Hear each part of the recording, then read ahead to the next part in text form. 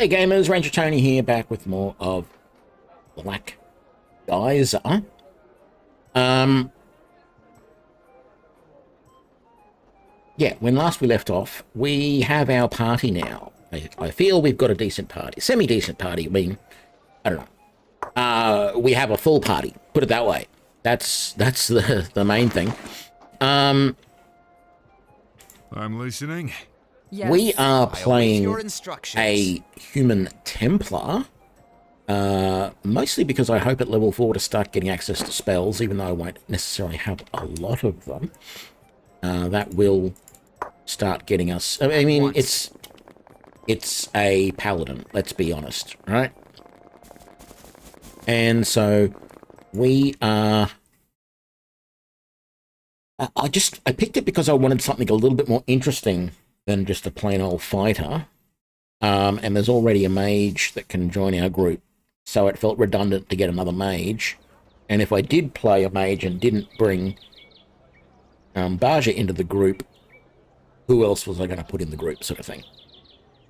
When I had a look at the available characters, at least early game, there are a couple more that can come around. I'm going to do... we know that there is somebody who has been abducted in here. So, let's just wander around the streets. Mercenary, blackguard, henchman, commoner.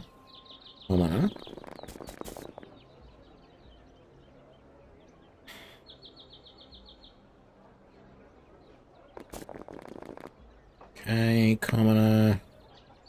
What is this store? This is... oh, this is the Stumbling Steps with all the drunks outside. What was Tools of the Trade? I didn't actually go in there. I might have done it last time, though. Maybe they sell, like, thieving supplies or something?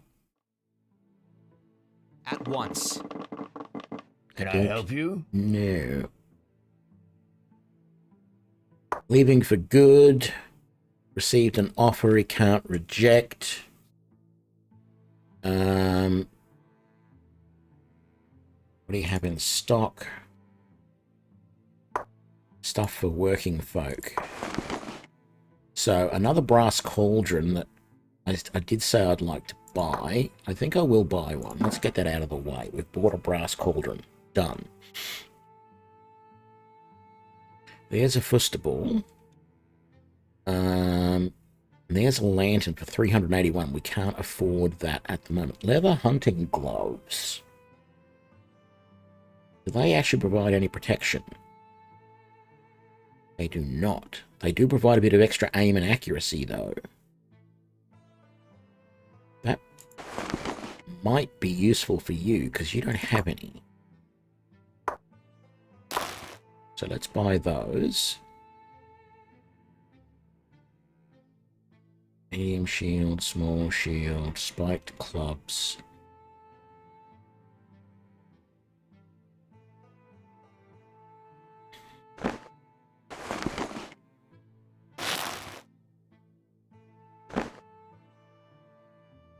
Okay. I await your instructions.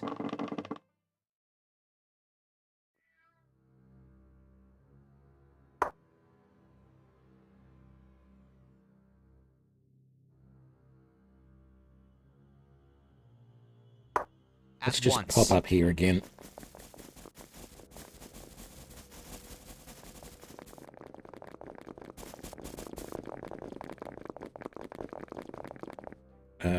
No, I didn't want to leave that way. Excuse me. Thank you.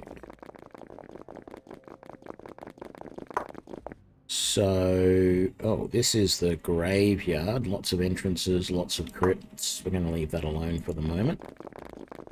Couple of guards outside. I'm sort of hoping they don't have problems with undead, but they probably do.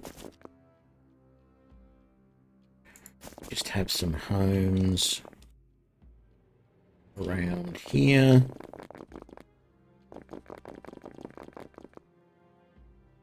Not really seeing any signs of this potentially kidnapped. I'm going to say dwarf, but I don't know that she actually is a dwarf. Off I go. I'm gonna.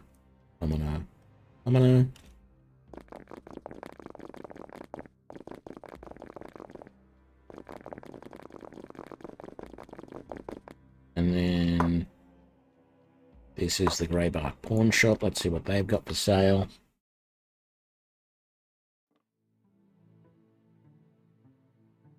Wow, I just realized how bad my webcam is looking at the moment. One moment.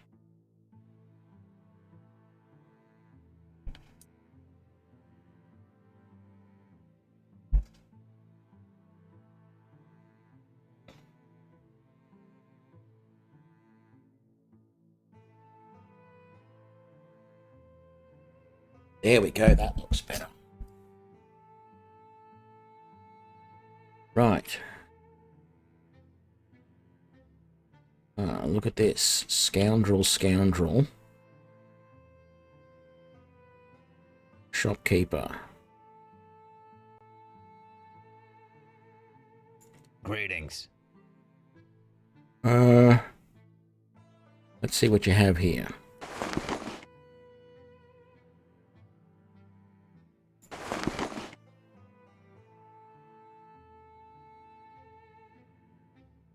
Oh, good. The Whistling Emissary is better than the Adorned Rillo Warbow. What is bright armor? Half plate. You're wearing half plate. Bright armor is technically better. Okay. Does it have any bonuses? Not really.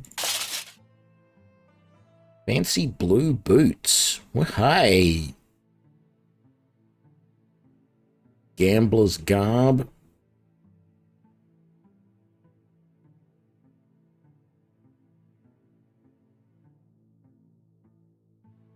The Ring of Lies. Oh, bargaining and persuasion, of course. And a trident. Is that all you have? Yeah, pretty much. Right. I go. No. I await your at once. I don't know why everything is going so fast. But I'm not complaining.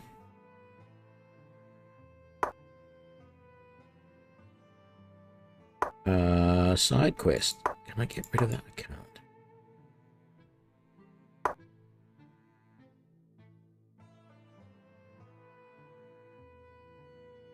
Outside the southern end of the cemetery. That's where I need to go.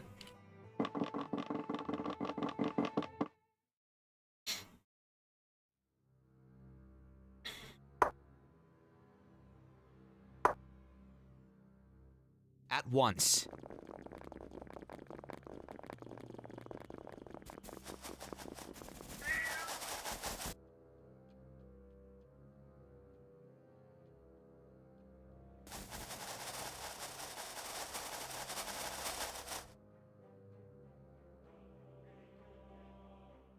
Going to pay. Oh, kill them. Okay. Damn it, we're all spread out. Not good. What do we got? A goon. Another goon. A third goon. A fourth goon. And a fifth goon. So a dwarf. A human. A dwarf. An elf. And a human goon. And there's Magenhild. Shall not flag until we prevail. Okay, that's one goon down.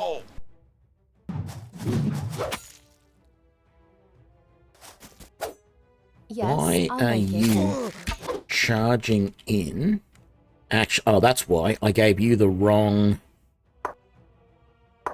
behavior. You don't need to be aggressive. You need to hold position. Hostile targets at range.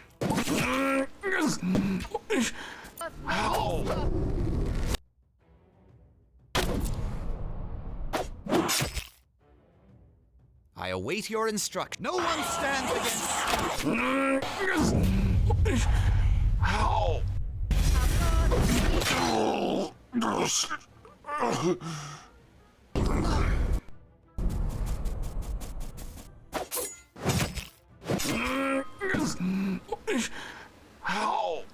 Thank Alnorus, you intervened, and damn that Bellin for a conniving fool. He should never have stolen from Baffledok. The gang lord is angry, terribly angry, and he isn't the type who forgets. I need to disappear, and quick. And off she runs. What have we got? We got a Gambison, 2 sets of leather armor. Oh, that might be more than one corpse, I guess. Huntsman's bow, some more flight arrows. Oops, I should have actually taken all of that, shouldn't I? And then... oh, hardened leather, we might be giving that. And, what's that? Eastern scimitar and an unidentified dagger. Well, hey. Now, we all took a little bit of damage there, but not too bad. That is a parrying dagger. Now, apparently that's a really good option. Yes. For Soraka. So let's try it out. Let's leave her sword there and let's give her the parrying dagger. I'm listening. Arrows for you. You don't need the bow, but the hardened leather armor, you can check that out.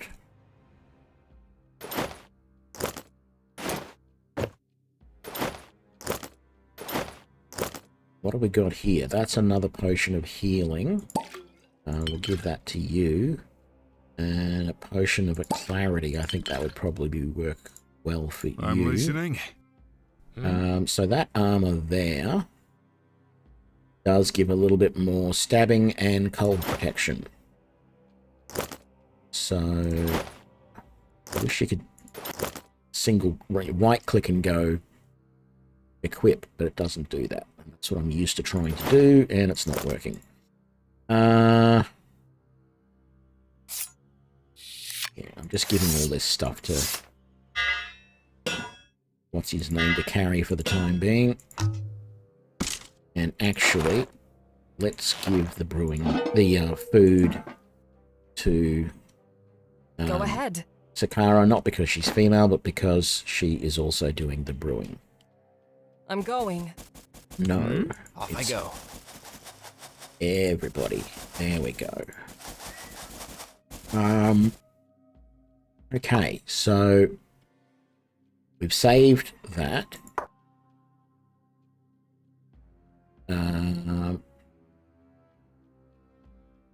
Okay, so that's that. Sky booms are outside. Blood foam is outside. Okay. And the main quest, we need to go to the Hall of Records. But there is also the Southern Shores Tavern we want to go to. So let's do this. Where's the entrance to the tavern?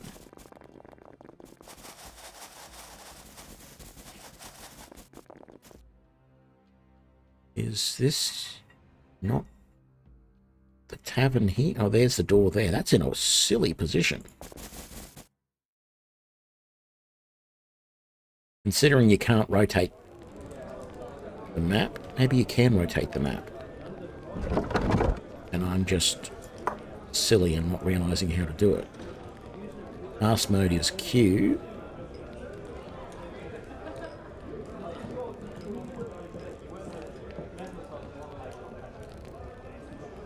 No, there is no map rotation. What do we got?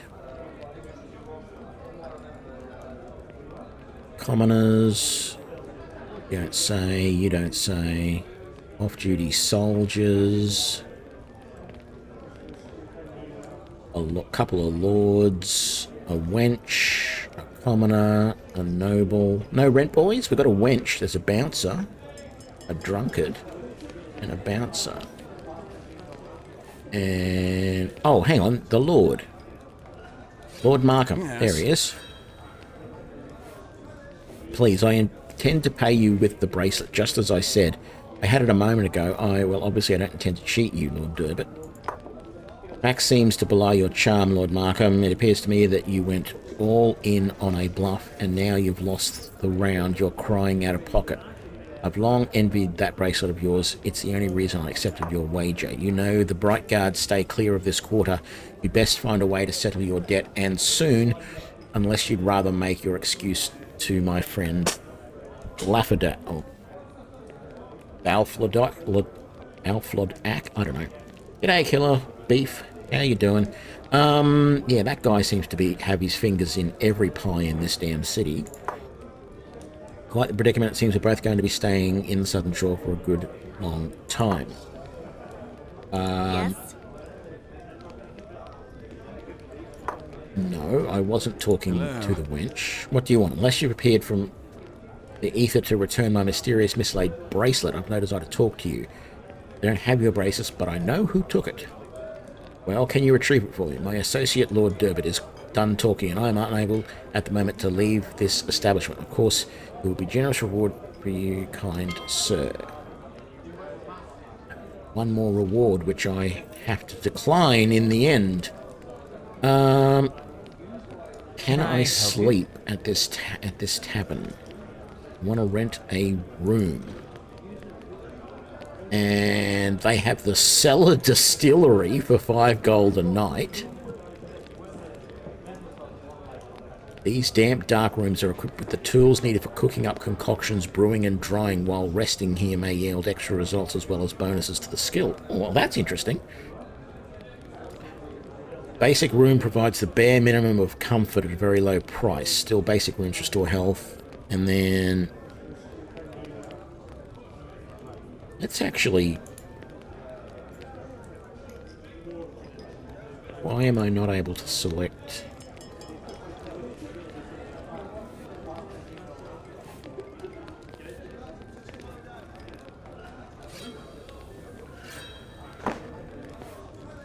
Guess I am able to select somehow.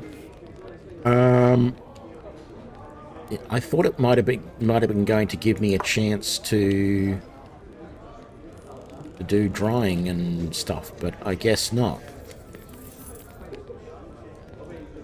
We have rested for 8 hours, and what? It's nearly midday.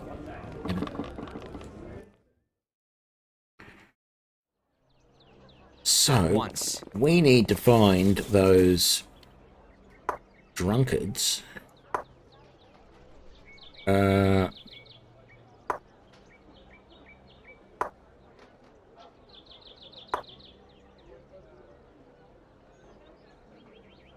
What happened to...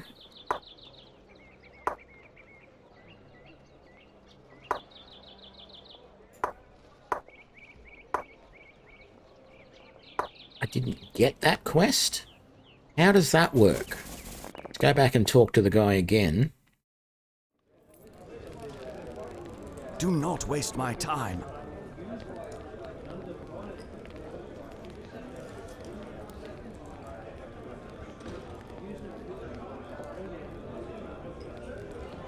So, it doesn't actually give me a quest. Alright. At once.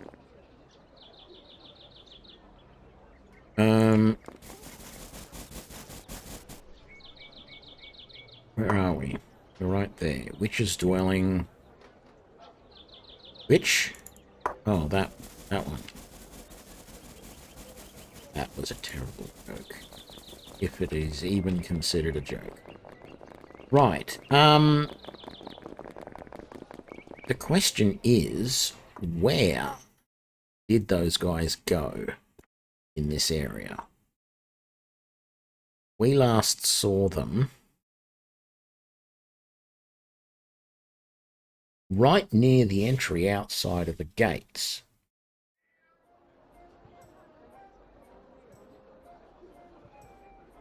Stretch and hydrate, eh? Okay.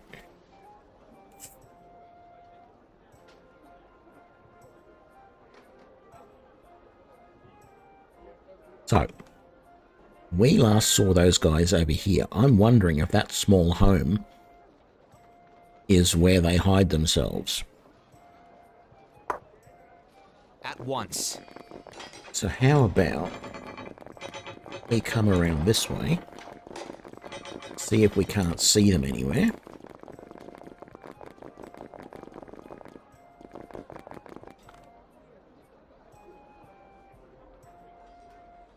Okay, this is the Bright Guard headquarters. I feel like if I went in there, they'd probably give me another mission as well.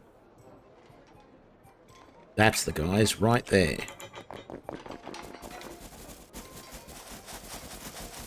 Right, lads, the jig is up. Can I help you? What are you bugging your lamps at me for? Can I help you?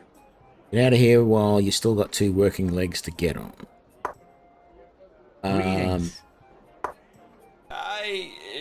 Greetings. You. What? Hmm? What do you need? Hmm?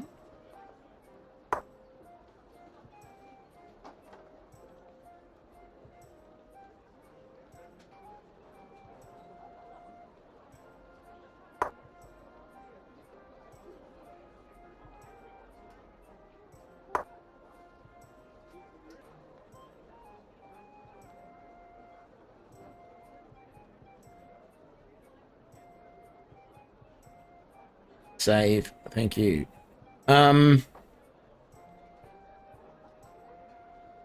It's actually pretty timely that I decided to do that quick save because I think the game is saying, like, I can't interact with these guys. Whenever I try and talk to them, What do you need?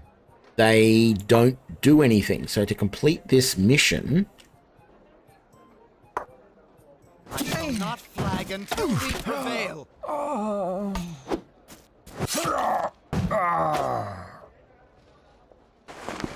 I think I basically have to commit murder. Now, party gained XP. We haven't been attacked by the guards. And I don't see that having any negative effect on our party at all. Our diversity has gone up. Our cohesion is good. Our party members are all hunky-dory. And where was the party? Oh, it's over here. The overall greed. Our party greed level is still at -3. We have 0 reputation and 1 fame. I don't get it. We were just forced Off I go. to kill 2 guys by the quest. And there were 0 repercussions. So, yeah.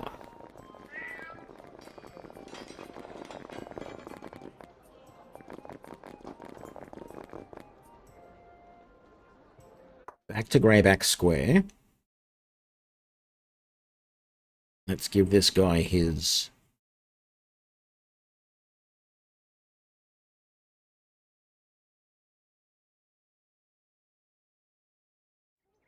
I have no idea about motorbikes.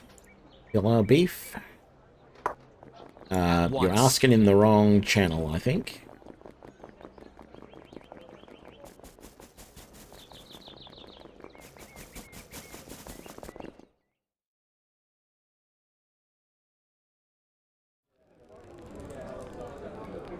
Yes.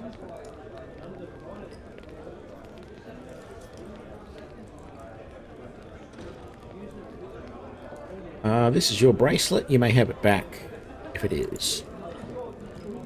Thank you. You've done a great favour today. Excuse me a moment while I resolve this misunderstanding. Here you go, Durbit. May it bring you much joy. Excellent. Always a pleasure. Good day.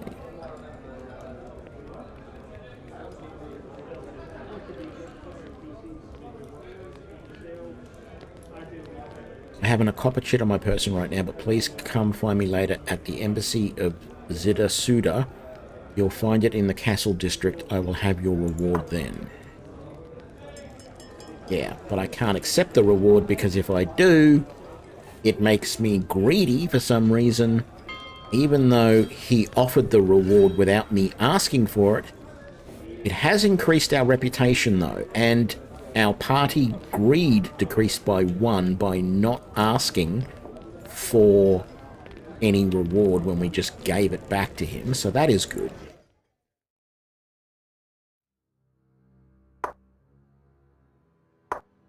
Okay, so I need to go back to Bellin, and then no, I don't really have fixed days for anything. At the moment, I'm going to be concentrating on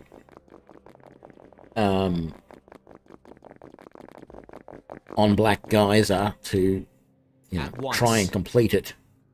After that, whether I go back to Skyrim or whether I look at something else, I'm not sure.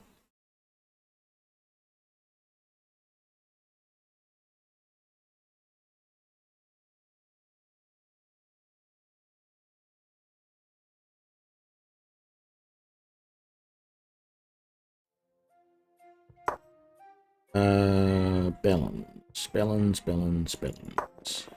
At once.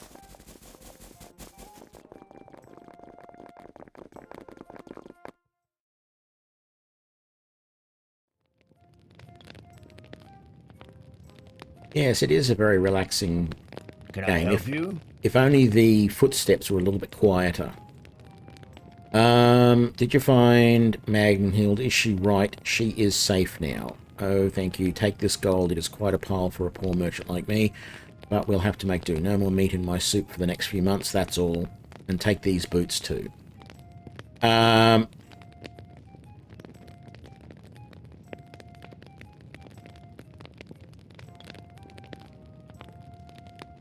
Okay.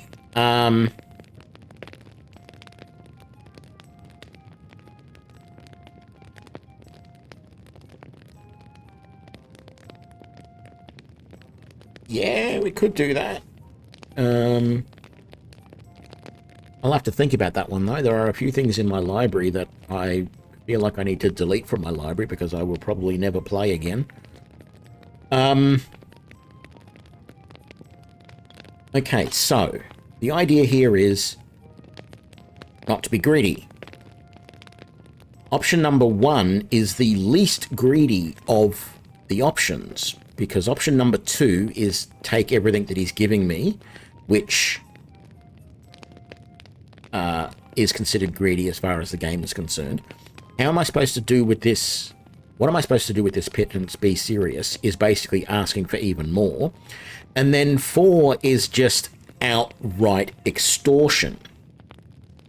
So I'm going to have to go with 1 and hope that that is the least greedy option and that it doesn't add to my party greed. Your kind of honor is a rare thing in these troubled times. You are the very opposite of... that name is terrible. Just call him Bath. See that you never cross paths with that dastard. Goodbye, my friend. Okay, so I got Dwarven Gar boots. My greed has decreased by a further 1, and my reputation has increased by 2.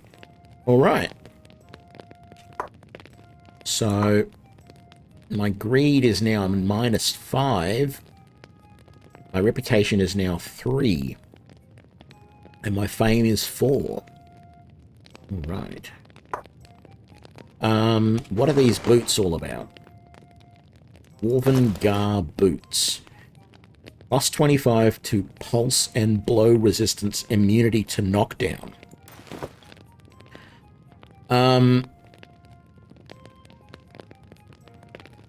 I mean, that's good from pulse and blow, but it doesn't help me with slashing and stabbing resistance. About the only person who probably... Well, actually, now that I think about it, that might that might go really well for Yes. Ciro. Yeah. I mean, it doesn't give her the cold resistance, but I don't really feel like she needs that much. Let's give her those. I await your instructions. All this stuff we'll give to Helg.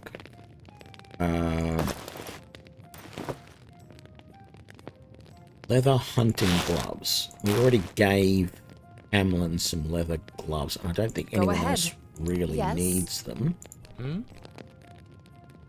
Yeah, he's already got some, so listening. that's fine. Just going to sell that. They're not worth anything, so we probably can't even sell them. The powders we'll give to you. Why am I not just selling all this stuff Greetings. to Vellum?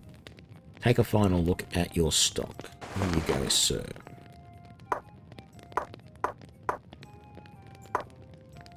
Sell all of that, and then Eastern Scimitar. It is a long sword.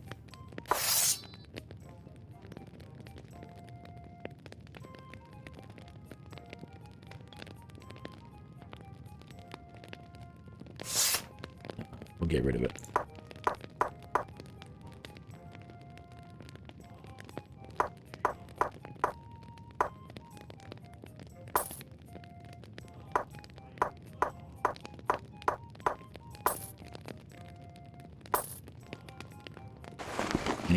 Anyone else have anything to sell?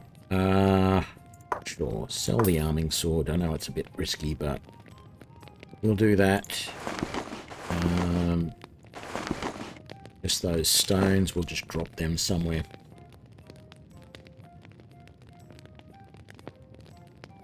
Yeah, some of that Saints and Sinner gear is quite good.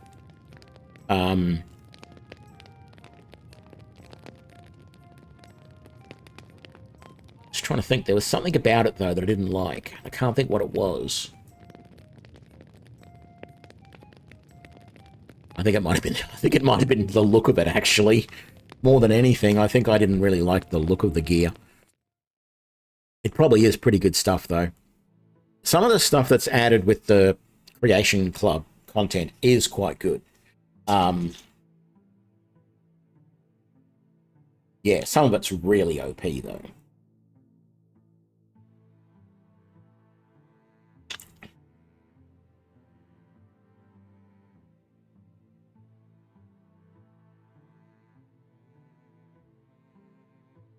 I think it's a bit of horses for courses. I wasn't overly fussed on any of those new armor sets, at least from the Saints and Seducers stuff.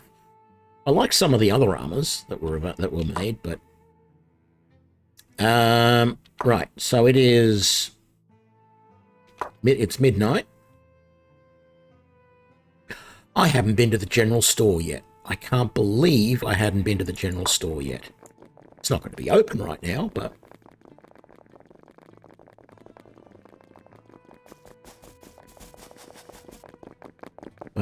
we'll pop in here and we'll sleep for the night. Go to the general store in the morning. Yes. Rent a room. Basic room, noble room, royal suite, scriptorium.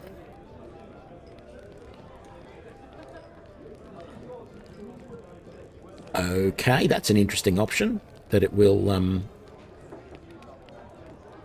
identify some items in people's gear. Yeah, we'll just take a basic room for tonight, I think.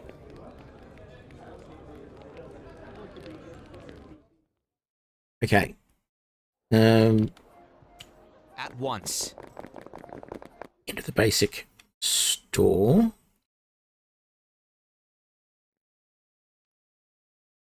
We got merchant, commoner, merchant. Can I help you?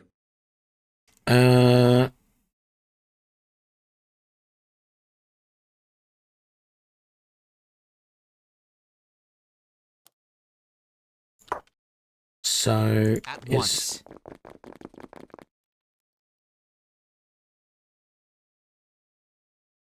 I don't get it. I can't buy from these people? Yes.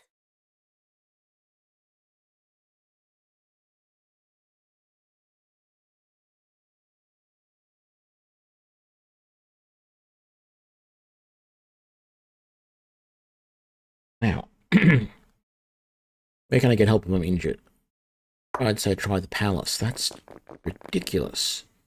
There's a merchant there. And there's some bodyguards there.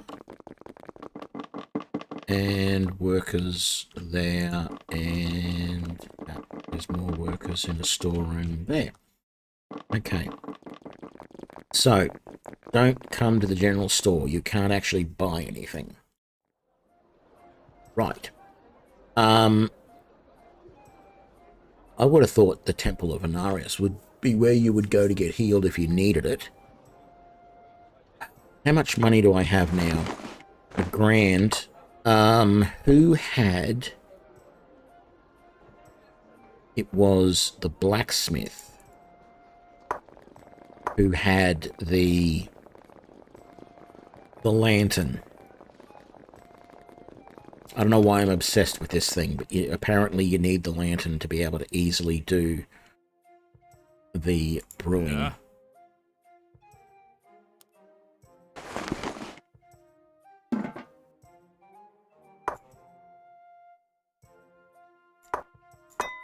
There we go.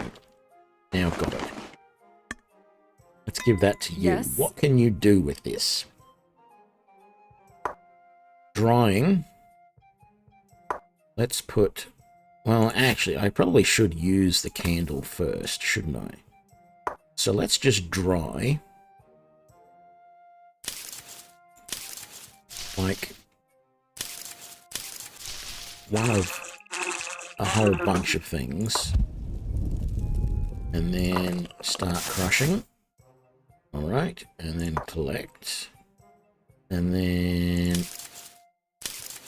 Actually, I should just do all of this stuff. And collect. Hang on a sec. Mundane powder. Okay, that doesn't sound like it's actually useful.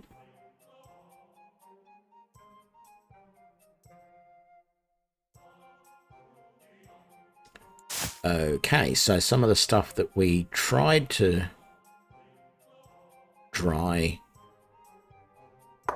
didn't really do any. So, potion of healing.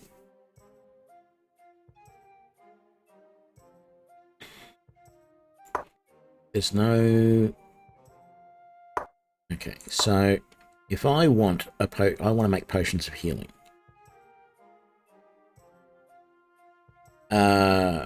Bruise root ×2. Place ingredients. And then I need the cauldron.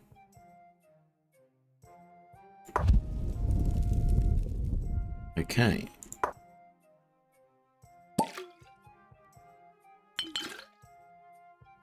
How much of the bruise root do I actually have? That looks to be the last of what I've got.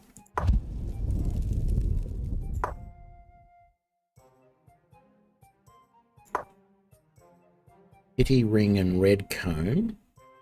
And then I can make an infusion of berry juice. That restores over time. I can make couple of these.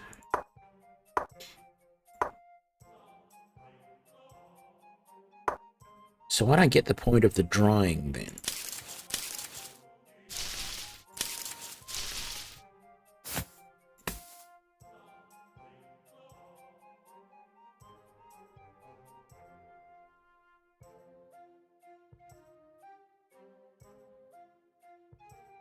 Dragon Priest in Bleak Falls Barrow would be interesting. The mod that I liked that changed Bleak Falls Barrow was the populated Skyrim mod.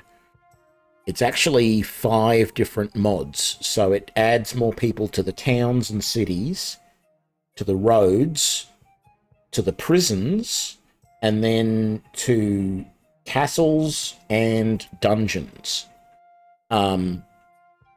And if you have the dungeons one on, it about adds another 50% of enemies to Bleak Falls Barrow. So it's an interesting way, and then all the different castles, that's an interesting one too, if you want to go and take on a castle. Rather than there being like 3 guys outside, there's about 20 outside, making it much harder. But it adds just an interesting extra level of difficulty. If you don't want to increase the actual game difficulty, but you still want the game to be a little bit more difficult, adding this mod in is a great way to get to accomplish that. Okay, so I don't understand what we... Go ahead. Well, I mean, I understand what we just did, but I don't understand the real benefit that we got out of this. Sure, we got some more healing potions, but the drying stuff is what it is really a problem at the moment. We have a powder of soothing. Staunches wounds and heals pain. So that would actually be something useful for you to have, to throw at people. That annoyance powder, we're probably going to end up selling, but there's no actual recipes, and that's the problem. We've got all of this junk, which we basically just have to drop now.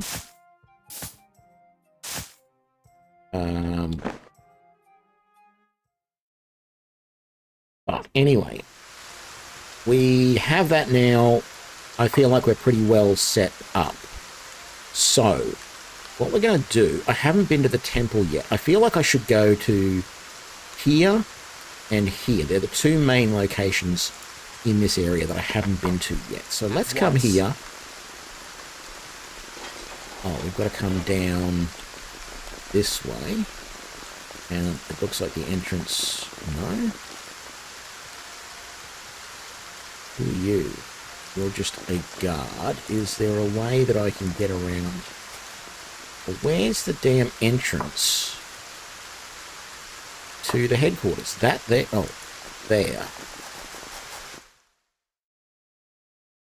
Yeah, the rain is a little loud, isn't it? So we have a scribe, a bunch of guards. A squire, a guard, a squire. Is there like anybody in charge?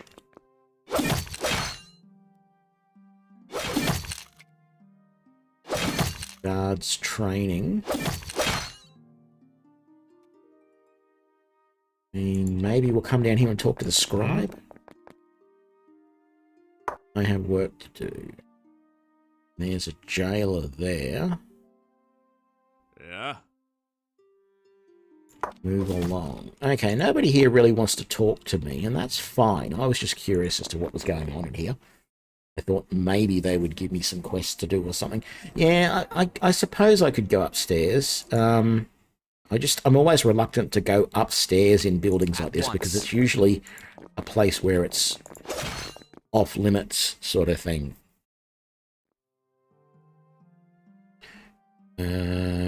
More guards. Another squire.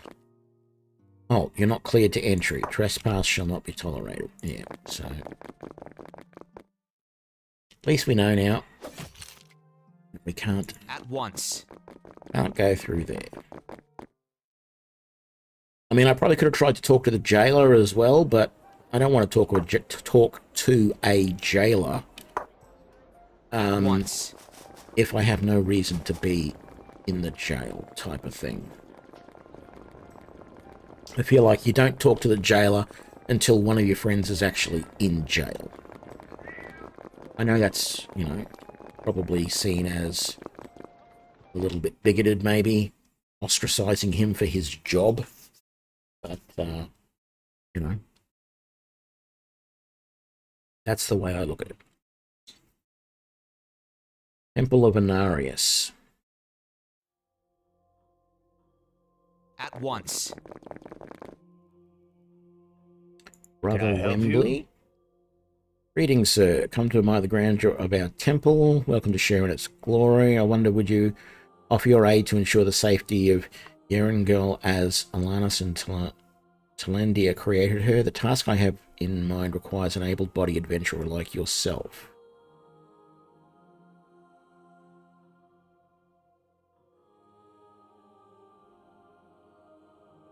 Man, I'm getting a little bit dry throat today. What happened to threaten the safety of Yerengel? A grim shadow has fallen over many regions of Yerengel. Unnatural creatures. Everyone who serves the cause of good must play their part. What do you need these able bodies for? Fighting. For some, violence will surely be involved. The danger of which I speak is the undead. In wandering north in the great numbers towards Iselbright from the area called the Screaming Barrows. They're preying on merchants. Alright, I'll do what I can. Wonderful. Off I go. That'll be for later. Probably should have looked around a little bit more in here, but I'm picking up a lot of little side quests, and right now we are going to go and move forward with the main quest a little bit. I feel that would be advantageous. So that means we need to come over to this exit over here.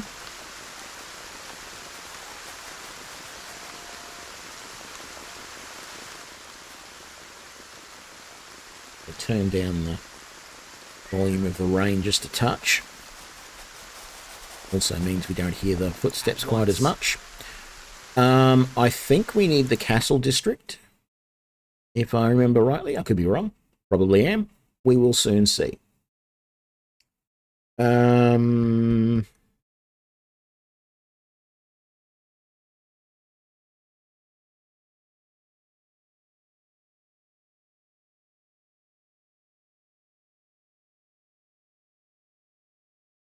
I wish they did some optimization to improve the loading time in this game. It is a little long. Right. There's the palace, embassy of the Northern Eastern Realms. There's Siddha. There's a mansion. There's the Hall of Records. That's where we're headed for. I don't know why that fountain is pink. And I'm almost afraid to ask.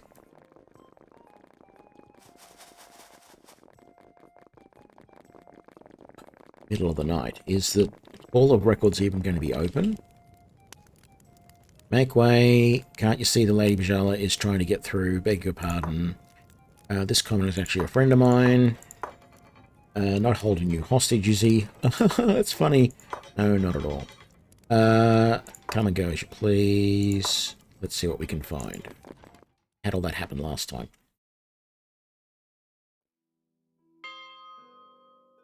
At once. So, talk to this exalted person.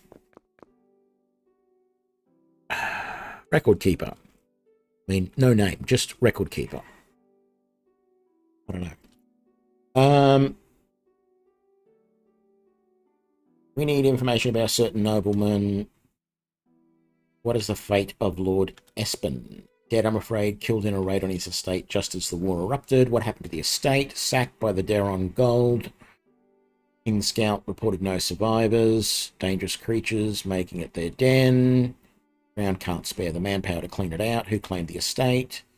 It's confidential. I am a direct descendant.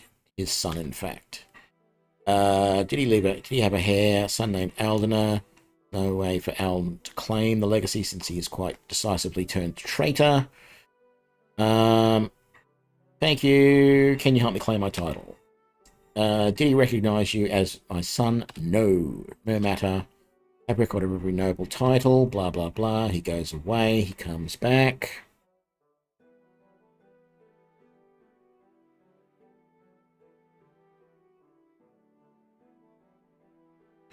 Oh my, oh my, oh my. Feel dreadful, quite troubling. What did you find? Nothing! There is no record of my birth. Oh no. I don't recall ever having searched for such a record and found an error like this. The whole house rests on the concept of complete genealogy of noble lineage from the highest. What does that mean to me? If you wish to claim the title in the state of Lord Espen, you must find the documented proof of your lineage. World greed just grew by 75. Oh, I got a level. I await your instructions. And I can now learn spells. We are going to take bargaining and persuasion. We are now going to take command company to make that more effective. Weapons, we're just going to keep pumping long blades. Yeah, it's a lot of greed. I don't know what I can do to fix it, but we're going to do the best we can. And spells and abilities. So I have special abilities. I never use these, but I'm going to take another point in Waylay. And then level 1 spells. Spell points available. Oh, I get all of these. I get Never Sleep. I get Red Sun Rises, which grant... Well, so Never Sleep removes sleep from a target and also grants alert. This one grants Strengthened and Inspired. This one is the Armor of Alnarius, which grants Harden, Reinforce, and Bracing. That apparently is a great buff to your armor. Serenity grants Alert and removes Pacified. Peace, which inflicts Pacified. And Hand of Mercy, which heals the target for 15 points. So that is going to be super useful. And we are going to go here and we are going to...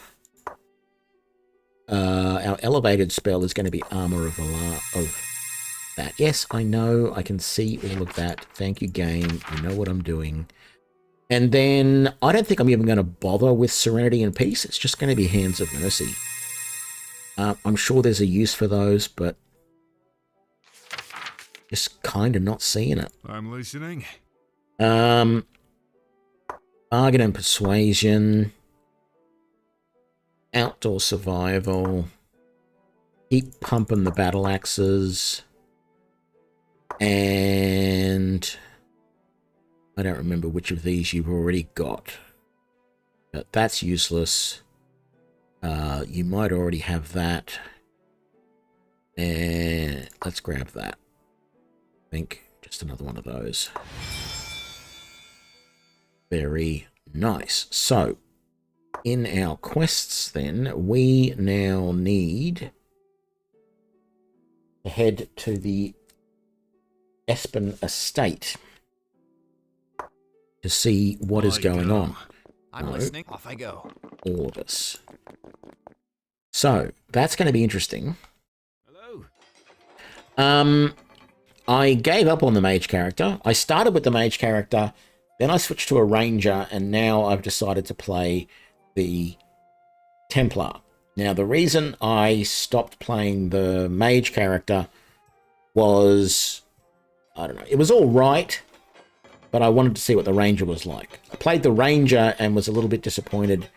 I don't know why, but I just was. I guess I would like there to have animal companions, which they don't have. And then I looked at a wiki after I started the ranger character and finished that stream. I looked on a wiki, and it basically said that, which is what I was sort of feeling, that the ranger isn't really much better than just a straight-up fighter in a lot of ways. You do eventually get spells like I just got here, but as we know, rangers never really get much good in the way of spells anyway. But there's really only two characters in the game that are considered pretty much OP. One is the Templar, and you can only be a human Templar, so that's why I'm playing a human Templar. The other character is the Spellweaver, is a bit OP.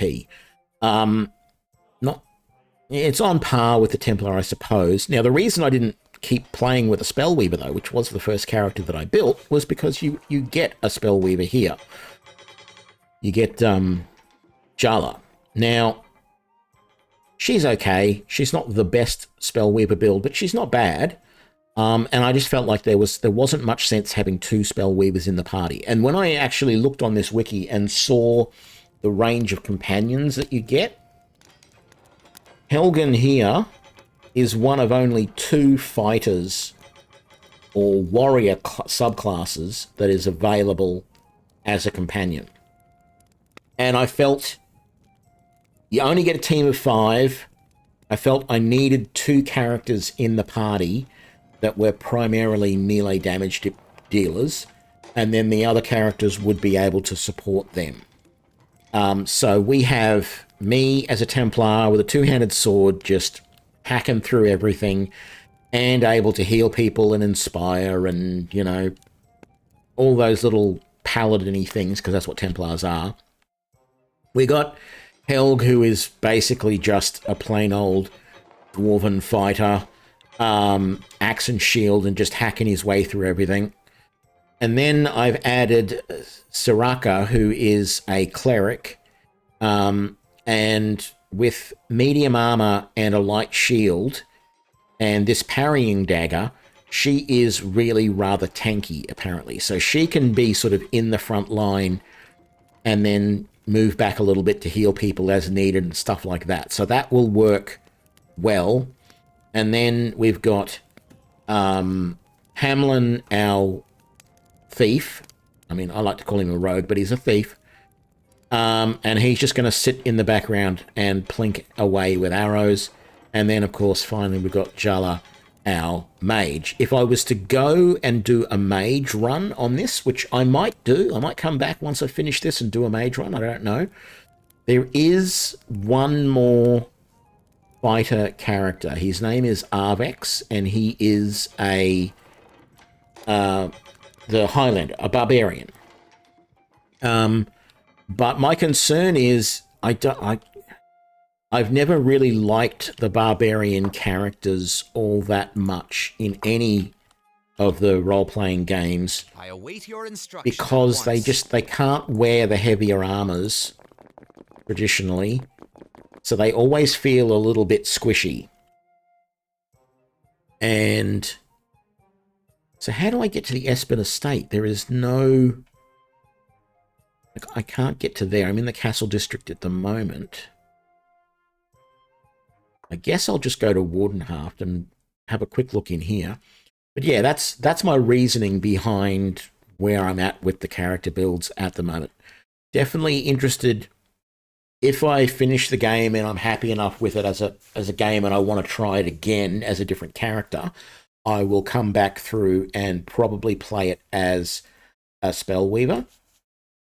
I think the Winter Mage, even though it is... Oh, is that supposed to be just floating? It is Animated Sentinel. Okay. Wardenhaft Animator. Hello?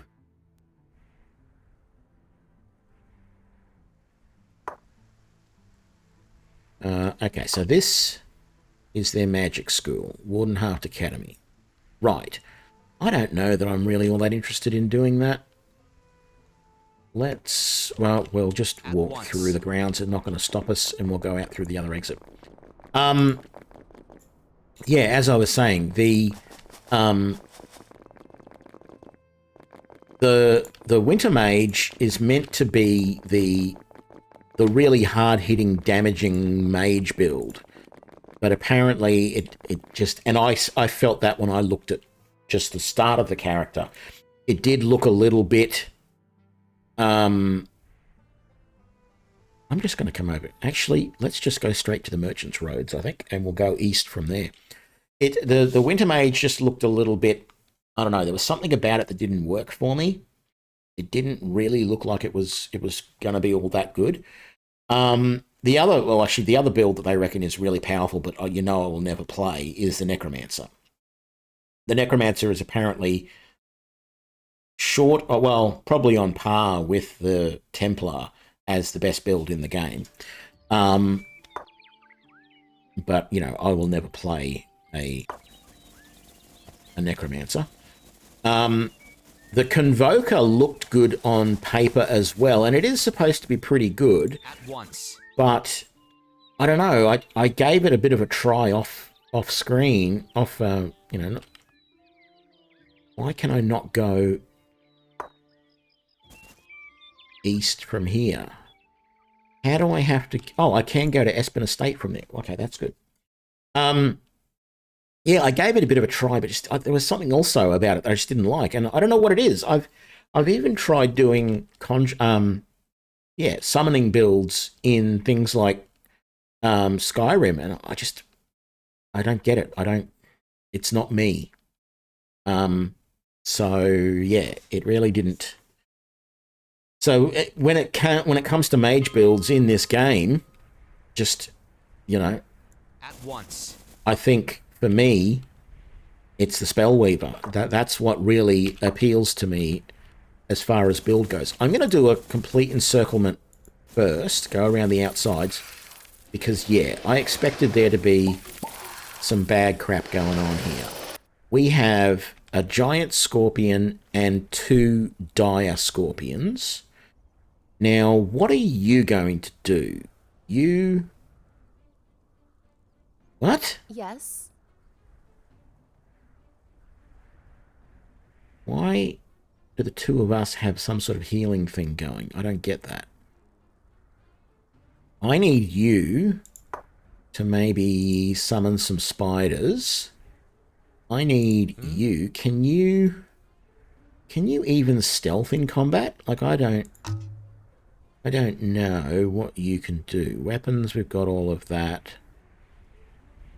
Special abilities, Dirty Blow or For the Eyes.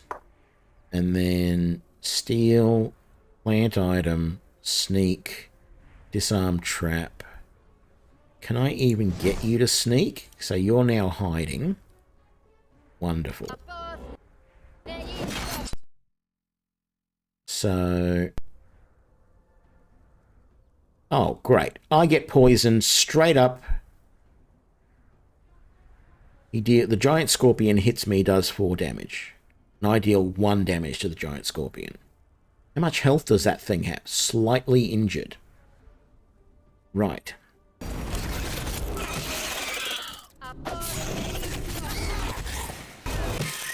Good. She's using corrosive bolts. That's really nice. What? Oh, the forest crawlers are the spiders. Oh. I saw Soraka finished Hand of Mercy. Like, she casts Hand of Mercy on forest crawler. I'm like, what? She's helping the enemy? No, she's healing the summons that what's her name did. Well, I would have much preferred someone...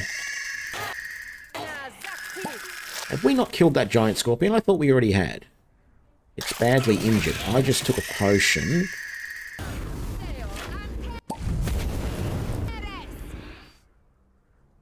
Okay. Well, that didn't go too bad. And my poison has worn off. Off I go. No. And I didn't get to see whether sneaking for our thief did any actual good. So, I don't know. Let's try it again. What is your wish? Start sneaking. And then A beer would be nice. if I get you to attack He strikes. that while sneaking... Hamlin attacks giant scorpion. I don't see any information about Hamlin hitting.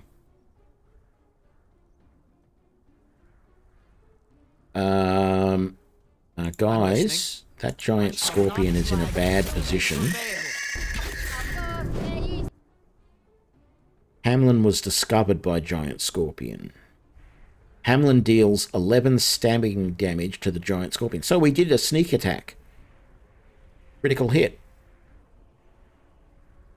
Essentially, I mean, I don't know. The problem I've got is it took a long time for him to make that attack. I feel like he's not getting many attacks in. Is the bow just that slow, or what's the deal?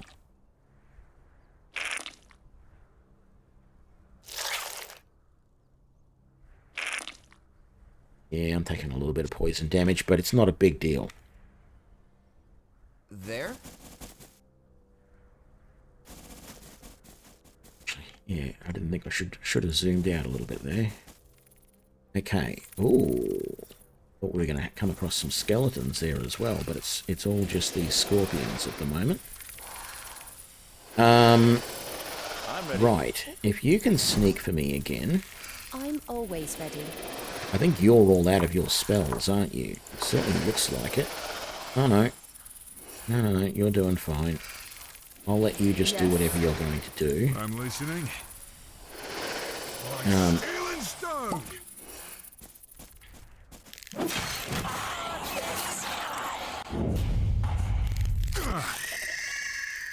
What did,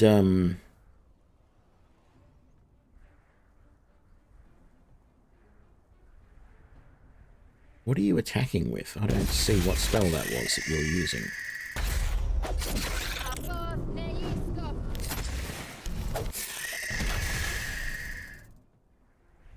I actually think I want to change most of my guys to not use potions.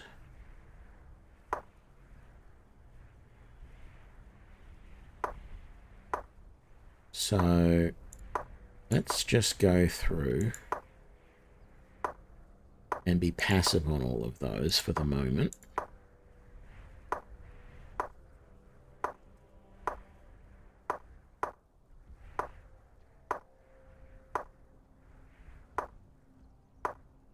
Just double checking.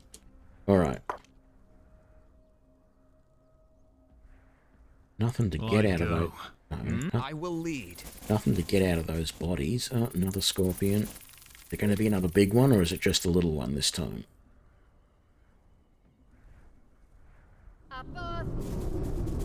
Just little ones. Me off guard.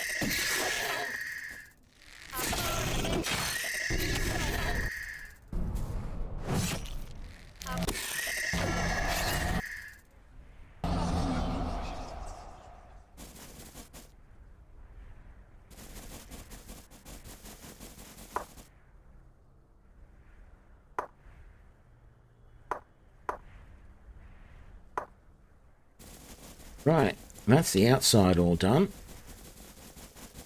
Might be a good time to actually save, I think.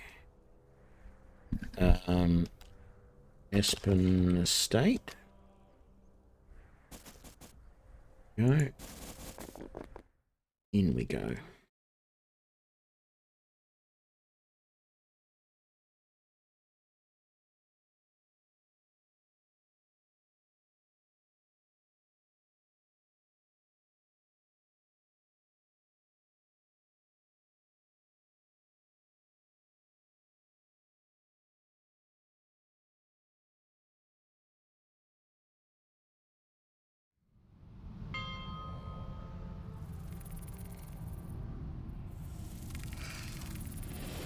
More scorpions wandering around.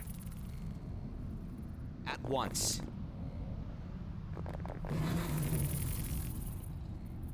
Oops, that's not good. A manticore! Oh god.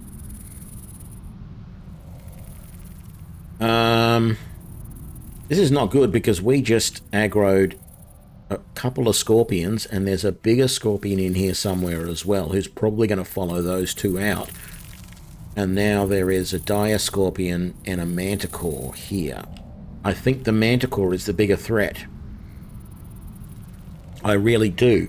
The problem is, though, if I charge in this way with all of my guys, by default, it's going to leave Hamlin and Jala back here, and they're going to be then vulnerable to the scorpion. So I think I shall not flag until we prevail. we really have to be careful here. Yes, I'll make it. Whoops. You need to go over there as well.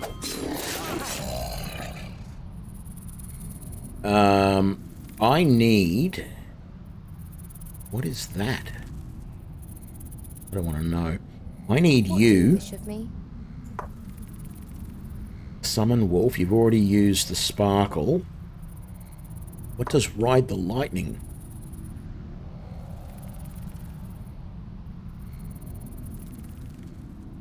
Oh, it's a... Okay, jumps to a location and...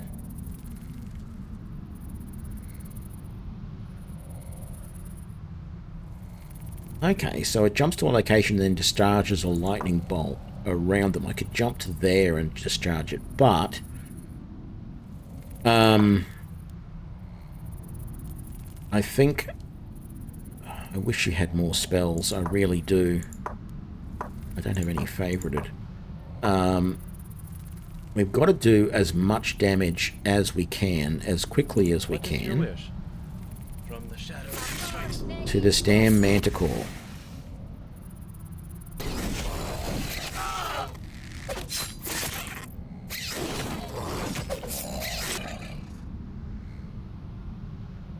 I await your instructions. A beer would be nice. Thank you. We'll find a solution. I don't think this is going to help, but summon a spider, please.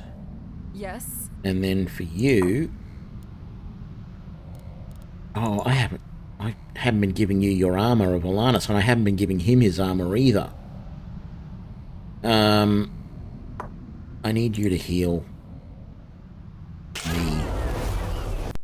Because if we don't do that, we're going to be in trouble pretty damn quick. Okay, that's good.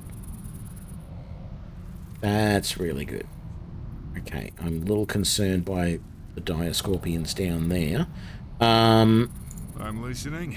Get rid of that dire scorpion, please. Oh, we killed the...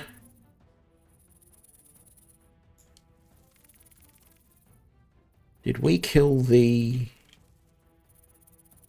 Where is it? I don't see it. It's down, but I don't see it saying that we killed... Yeah, well, it is. It's definitely down. No, it's not. Okay, it's been... That's really super confusing. Because that basically makes it look like, with the animation there where you can pick things up, that makes it look like the Manticore's dead, but it's not. Or is it? Maybe it is. I didn't see it say that we killed the Manticore, though.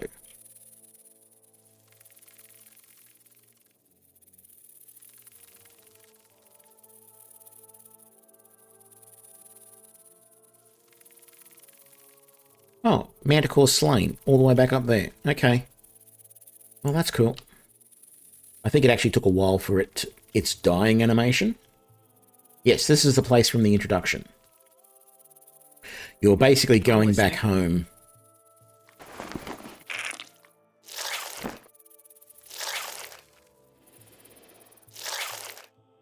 Hopefully my poison will wear off very soon.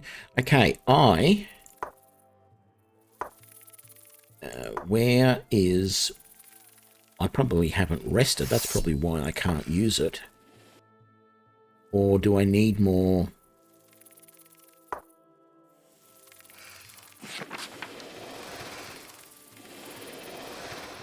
I want to use that spell, but I can't.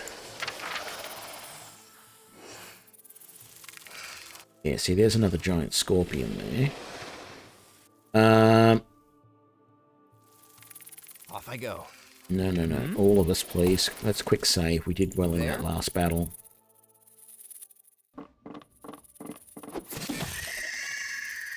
No one stands against steel. Your time will come. Oh. She doesn't have any decent spells anymore, so she's running into combat, which she shouldn't be doing. Oh, and now she's going to get attacked by that scorpion. Go ahead. How about you help her? Because if you don't, she is going to die. Ahead. And you're running out of heals. Are you not? You have basically run out of heals.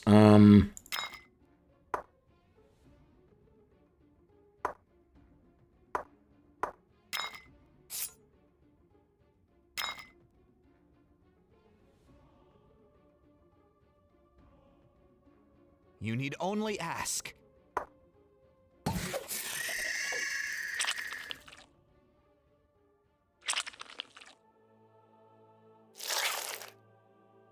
Right. I will lead.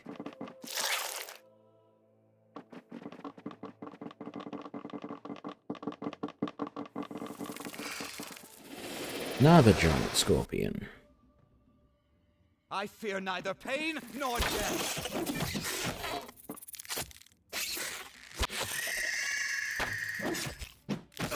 Cut me off. Go. Oh.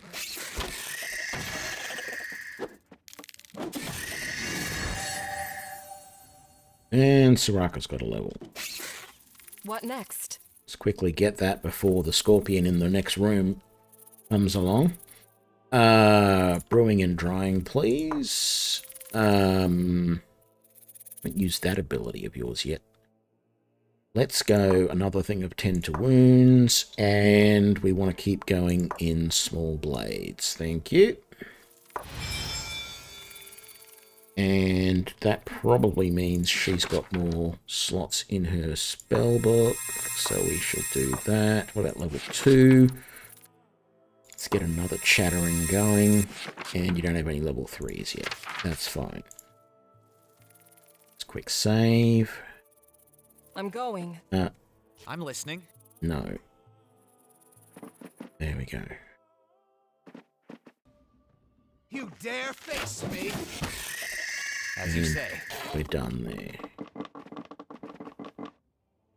His sword was not left in this room. His sword, the Lord Espen's sword should have been on a rack just there. This was the library. That's what we're looking for, our birth record. Let's just have a quick look at this. This necklace. Mind Maze Amulet. -1. +1, 100% to illusion and manipulation resistance. -1 to focus. Grants entangle twice a day.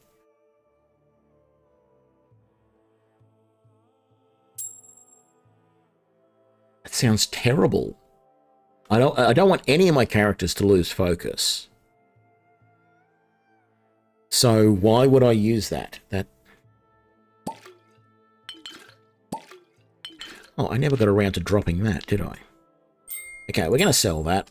That's just straightforward, not a big deal. Off I go.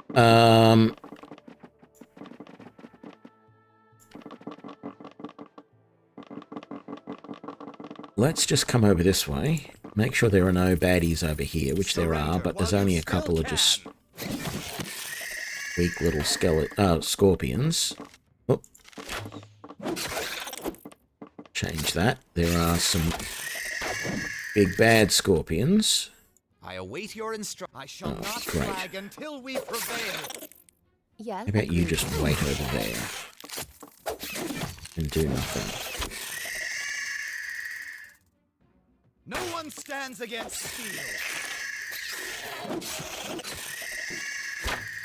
I'm not sure the two-handed sword is really all it's cut out to be. I just don't seem to be able to swing anywhere near as often as I would like. You have anything to loot in here? We don't. You need only ask. I will lead. And nothing here.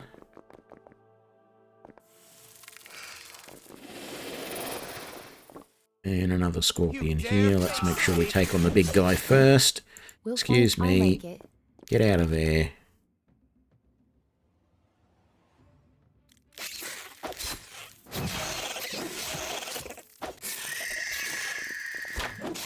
Oops. I'm always ready.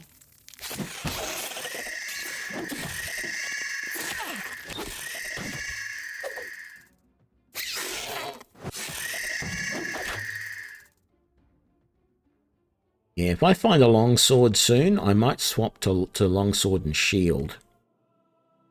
Because I'm really feeling like... Agreed.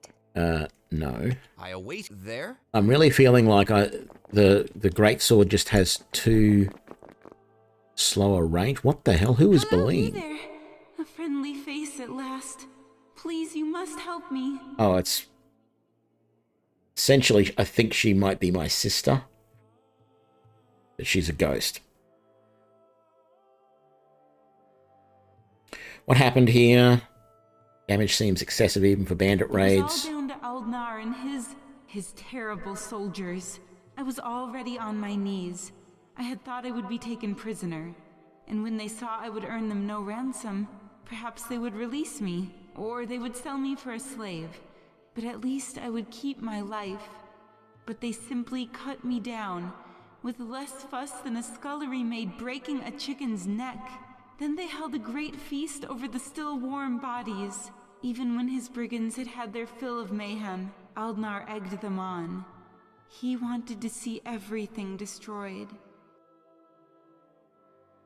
There were foreigners with him as well, willow mercenaries and mages. When Aldnar was satisfied with the ruination of his legacy, he directed one of these mages to open a portal. There was a bright and empty desert beyond. Strange beasts trampled through this gate, creatures from the Eastern Empires, I think. What is it that keeps you tied to this awful ruin? It was Winona. I linger here because of my sister Winona. Since my killer didn't have the courtesy to give me an easy end, my thoughts lingered on her.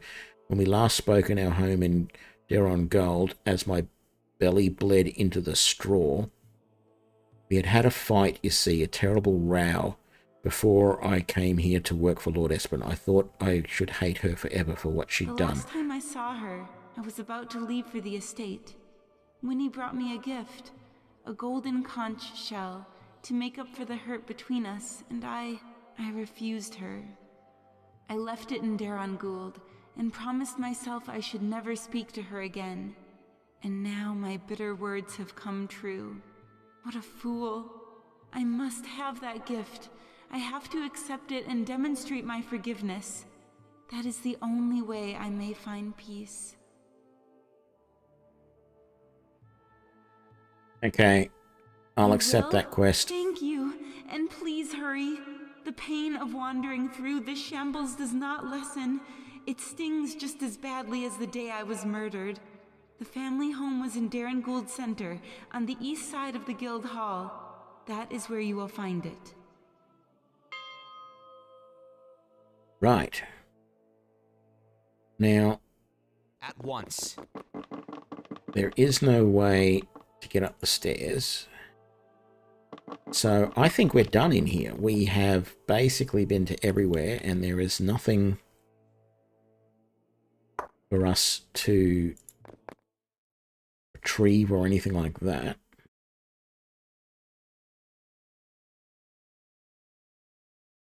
Nothing else for us to retrieve, put it that way.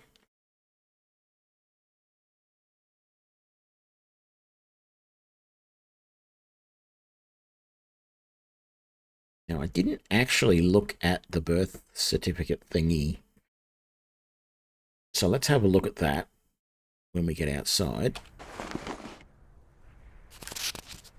On the occasion of the birth of Sturm, be it recognised by the light of the Holy Church of Anaris and the Sacred Grove of Talandia that Sturm is born on this day, the 22nd of Harvest End, in the 4th year of the reign of His Royal Highness King Belenric I.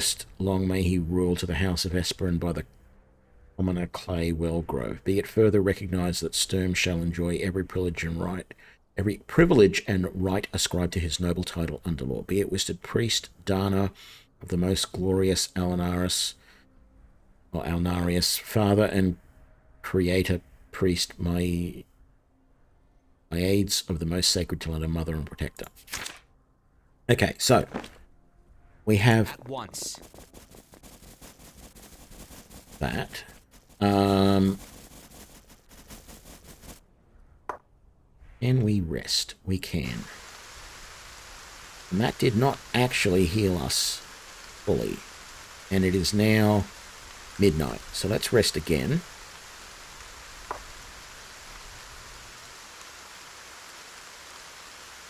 I await your Do instructions. I have access to my spells now? I do! Wonderful!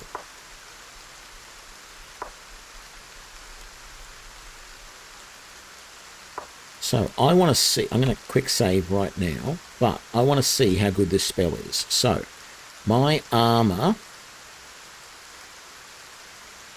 is 70, 50, 53 at the moment. Plus 25, 25, 20, 12, 15, 10. I'm not going to remember any of that, but this spell, hardened, reinforced, and bracing, 95, 75, 78. None of those look like they've changed. So that does actually give me quite a good little armor increase. Oh, but that noise, is that part of the spell? Oh my god. That is, like, I've already turned the volume down in the game. And that is just ridiculously annoying and bracing and everything else. Just terrible.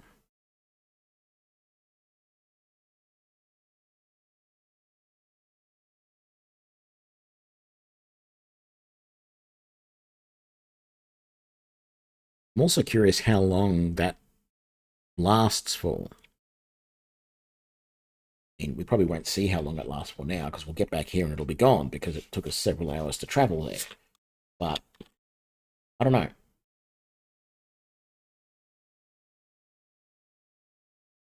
I get the impression it was supposed to last until you next rested. But it probably doesn't last that long when you are traveling like this. At once.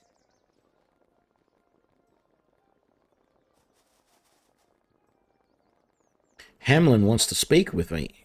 Okay. I'm trying to remember how to do that. Because he's part of the party now. There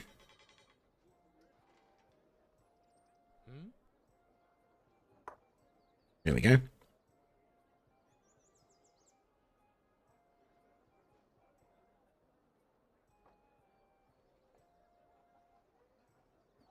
We've just been there. Why exactly? I cannot tell you. All right, you can come. Was that supposed to shady task? We've got to go back. We've basically got to go back because there was something there that he really wanted to do. And I probably missed for the last hour that he wanted to journey with me to there because there's something he needs to do. So I guess now we have to walk all the way around the outside and all the way around the inside once again. Hopefully it hasn't been repopulated with creatures, although we'll get a nice chunk of experience out of it if it has. But I'm going to have to go all the way around there again so that he can find whatever it is he is supposed to find at the Espen estate.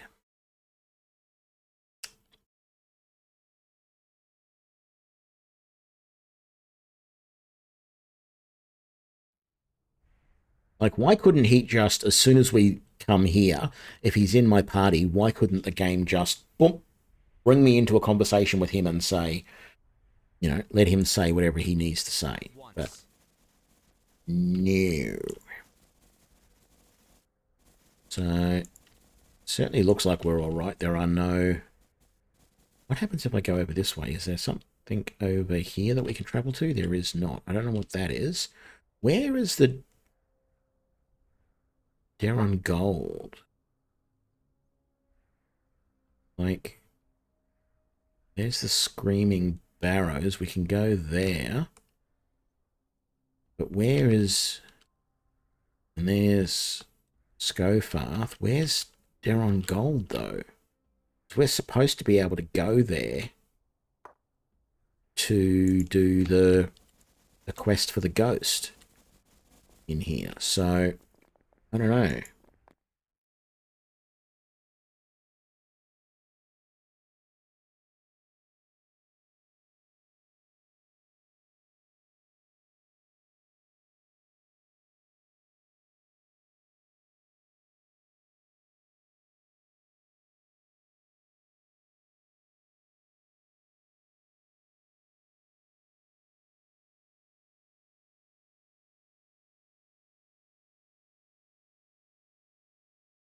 Oh, not what I expected.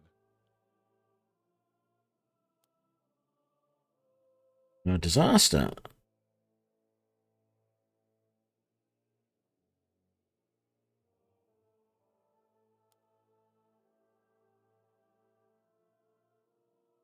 Looks like considerably more damage than a looting would account for, unless it was looted by mad wizards or stampeding bisons.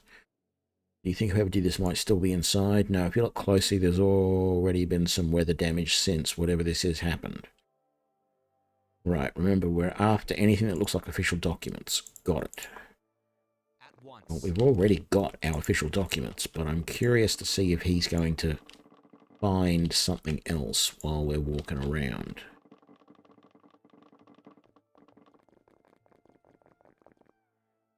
Now, that's why we are going to try sort of go everywhere.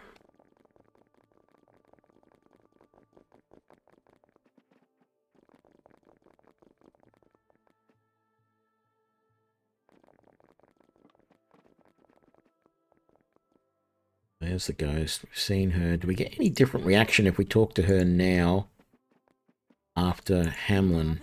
Did you bring the No. No. Good. Just checking. And he hasn't found anything in here. Come down this way. Oh. Well, I'll be a pigeon plucker.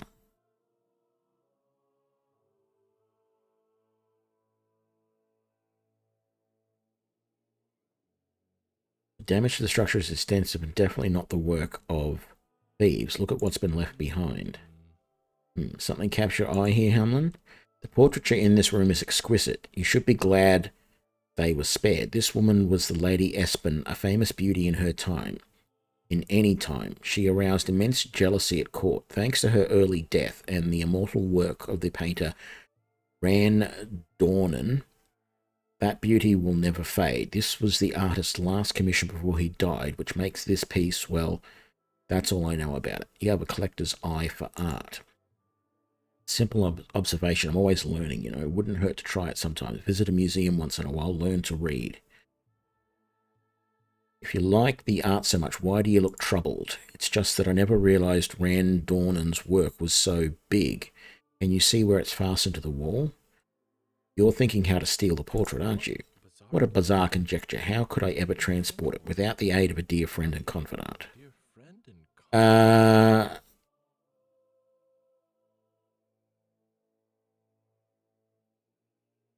If it's so important, if I say, so here's the thing. That's a portrait. Well, she's not a portrait of my mother. That is a portrait that is technically mine because I'm the heir to this. If I say to him, if it's so important to you, you may take it, that is being generous.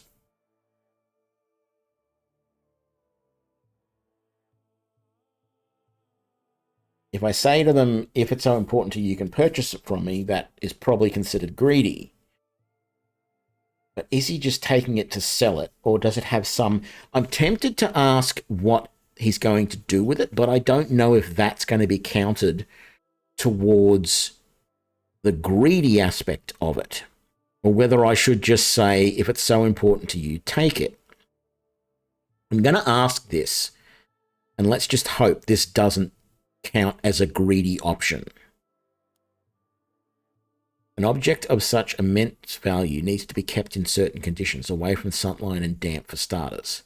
Come the next heavy rain, your stepmum, could be irreparably damaged. That's no way to repay your father's memory, or the small pile of gold Randoran must have charged. We need to take it down and move it somewhere safe. Hamlin, tell me why you want the portrait of Lady Espen, then I will make a decision. Okay, I'm going to be truthful with you now. I have an obligation to retrieve this object d'art. That's all I can tell you. If you're concerned about the money, I may be able to repay you one day.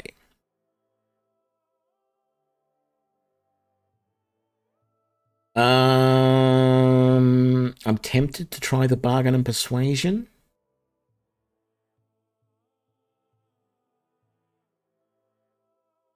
No. Very well. If it's so important to you, you may take it. Wonderful to hear you say so.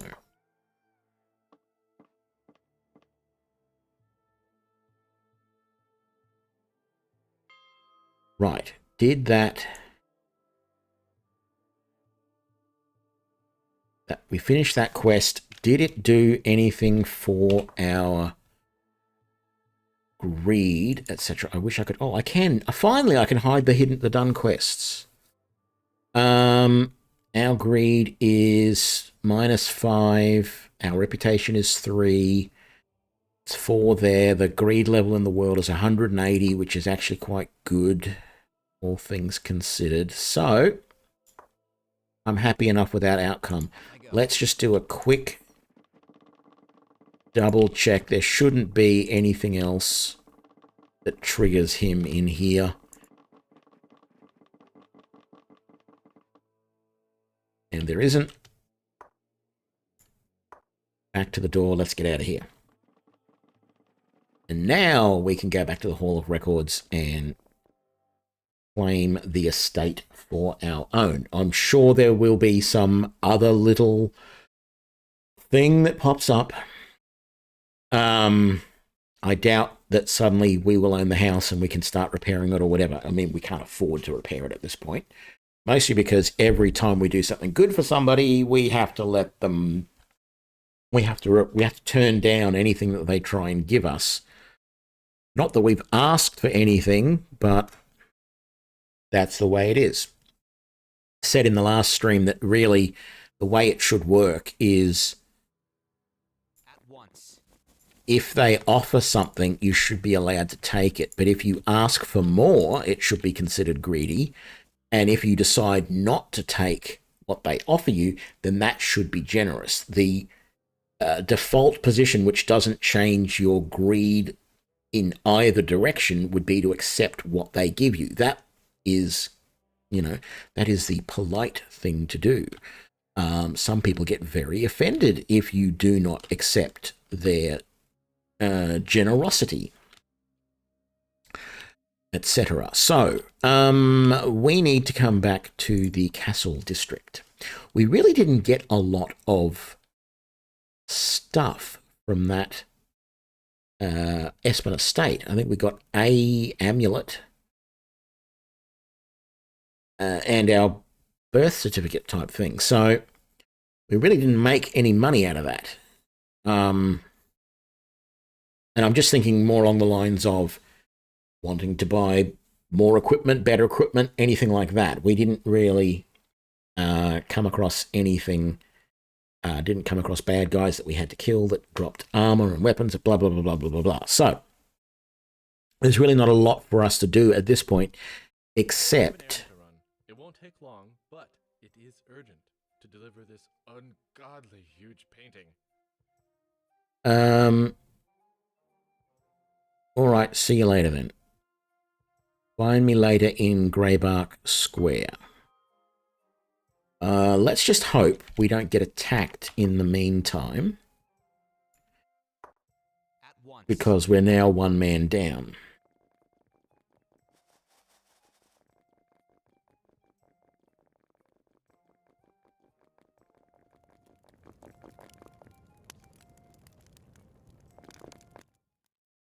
I didn't even check what time it was. It's probably 2 in the morning and we expect them to be open. It's midnight. At once. And there is... Oh, there is the record keeper right there. Ah, you've returned. Good news, I hope. I found these. I hope it's sufficient. Yes, that's... Well, that's disappointing. That's all I could find. A moment, please. Boy, come here. I have a task for you.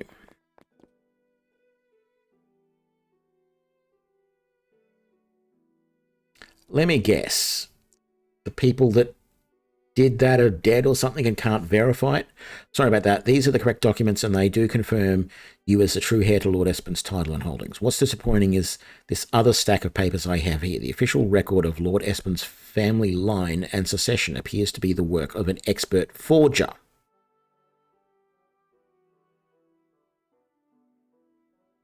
How do you know your records are forged and mine are real?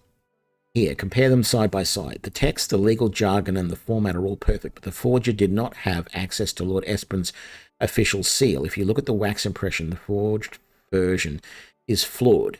Yes, there is no question. You are the rightful heir. I'm confused. Our rogue, we found a painting in our old home, the Espen estate, of the Lady Espen, the wife to Lord Espen. And apparently it is like the greatest work of art. It's another Mona Lisa, basically. Except in this case, they know who the Mona Lisa is. It's Lady Espen. And apparently our thieving friend is a bit of an art critic, and he has to go and drop that painting off somewhere secure so that it can be looked after. I don't know. What I don't understand here is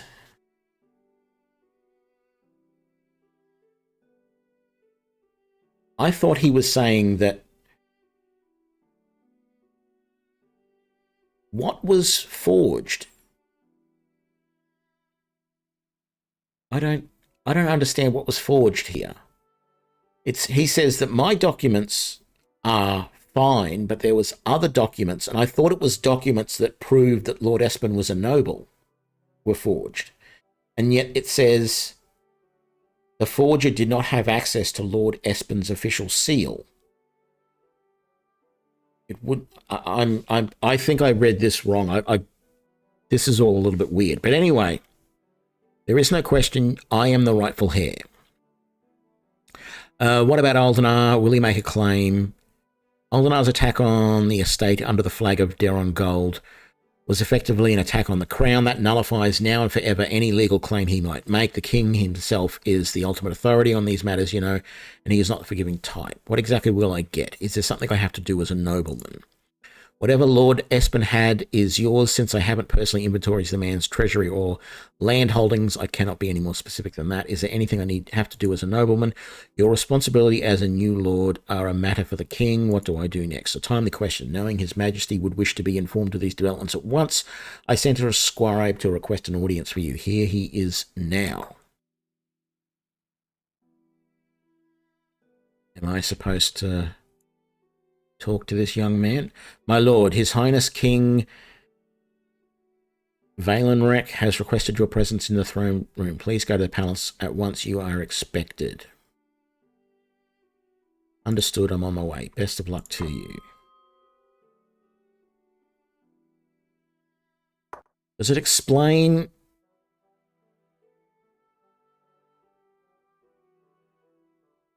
It proved his own records were faked, which is no common occurrence in the Hall of Records. So the records that he had I don't know. So the record keeper's records were faked, but what were they records of?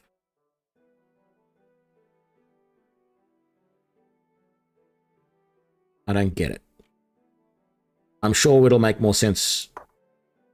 I'm hoping it'll make more sense later on. Off I go. Do I go directly to see the king? Which I believe is there.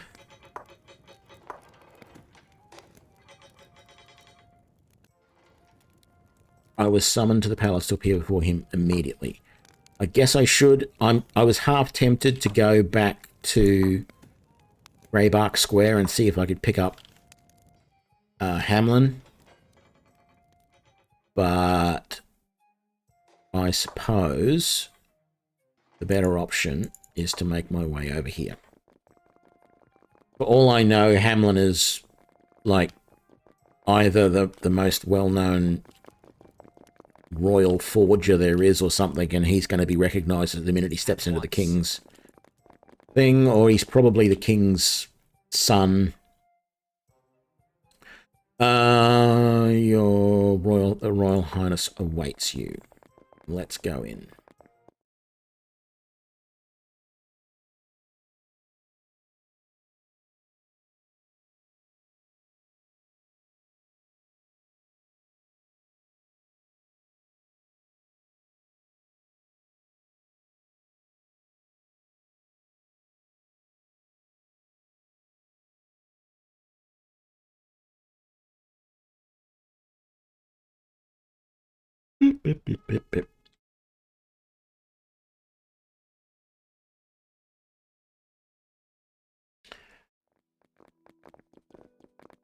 Well, actually, in a way,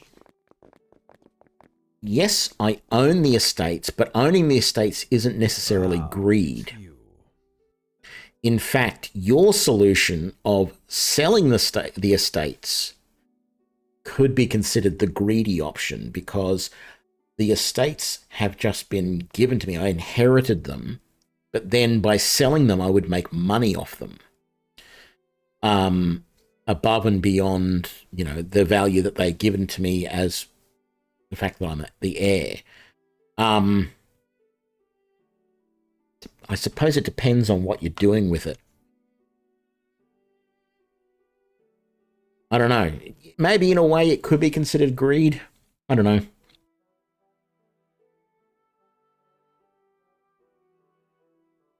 Your Majesty, I'll be polite.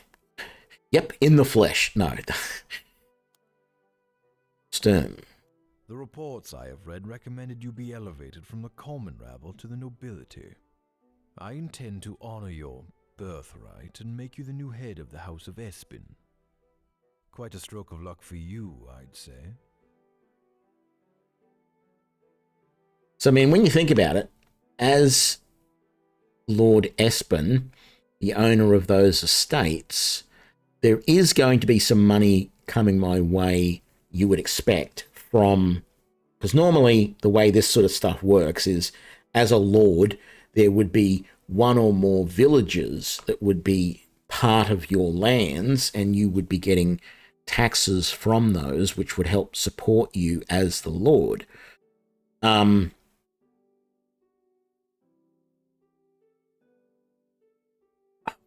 was something I was thinking about that. Now I can't think what it was.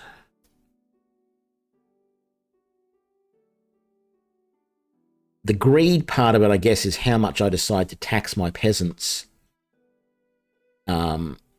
What I do with the lands I've got. Selling them, I mean, if I sold them just so that I had money, but money itself isn't the greed, it's the desire for more. That's the greed part. At least that's what it should be, but of course the game doesn't actually treat it that way because it doesn't let you take the money offered to you when you complete a quest.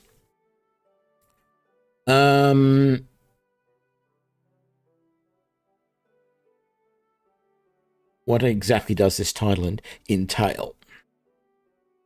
To maintain the roads under your demise, answer the petitions of your serfs should you eventually acquire any, to provide a levy of troops in times of war in the number I deem suitable, and the usual taxes and tithes.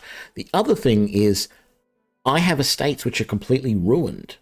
I have to find money to build those back up to what they were. So it's not actually going to be very easy for me to do this. In a lot of ways, this reminds me a little bit of Pathfinder King Matter, but a lot of Pillars of Eternity. Excuse me. Where in Pillars of Eternity,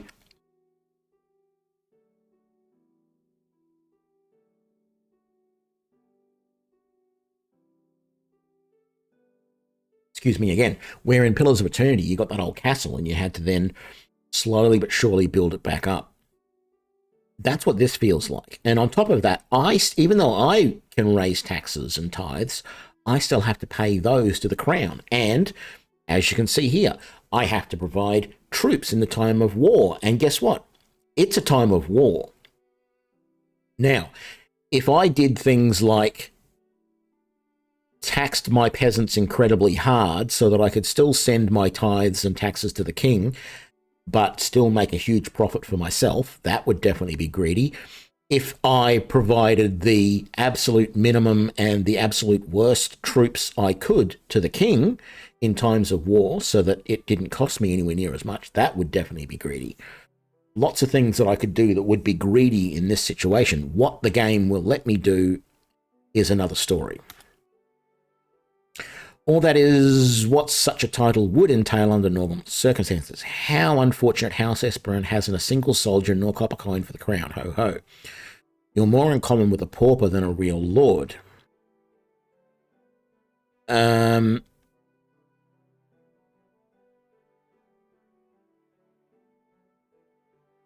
As long as I may serve, Your Majesty. It's quite comical, I'm sure you'll agree. Once that dastard Aldenar took up the sword against his king, he became, with one stroke, a traitor entitled to nothing.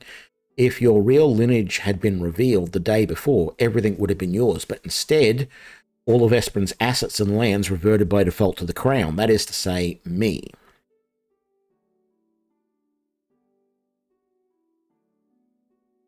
So there is nothing for me at all.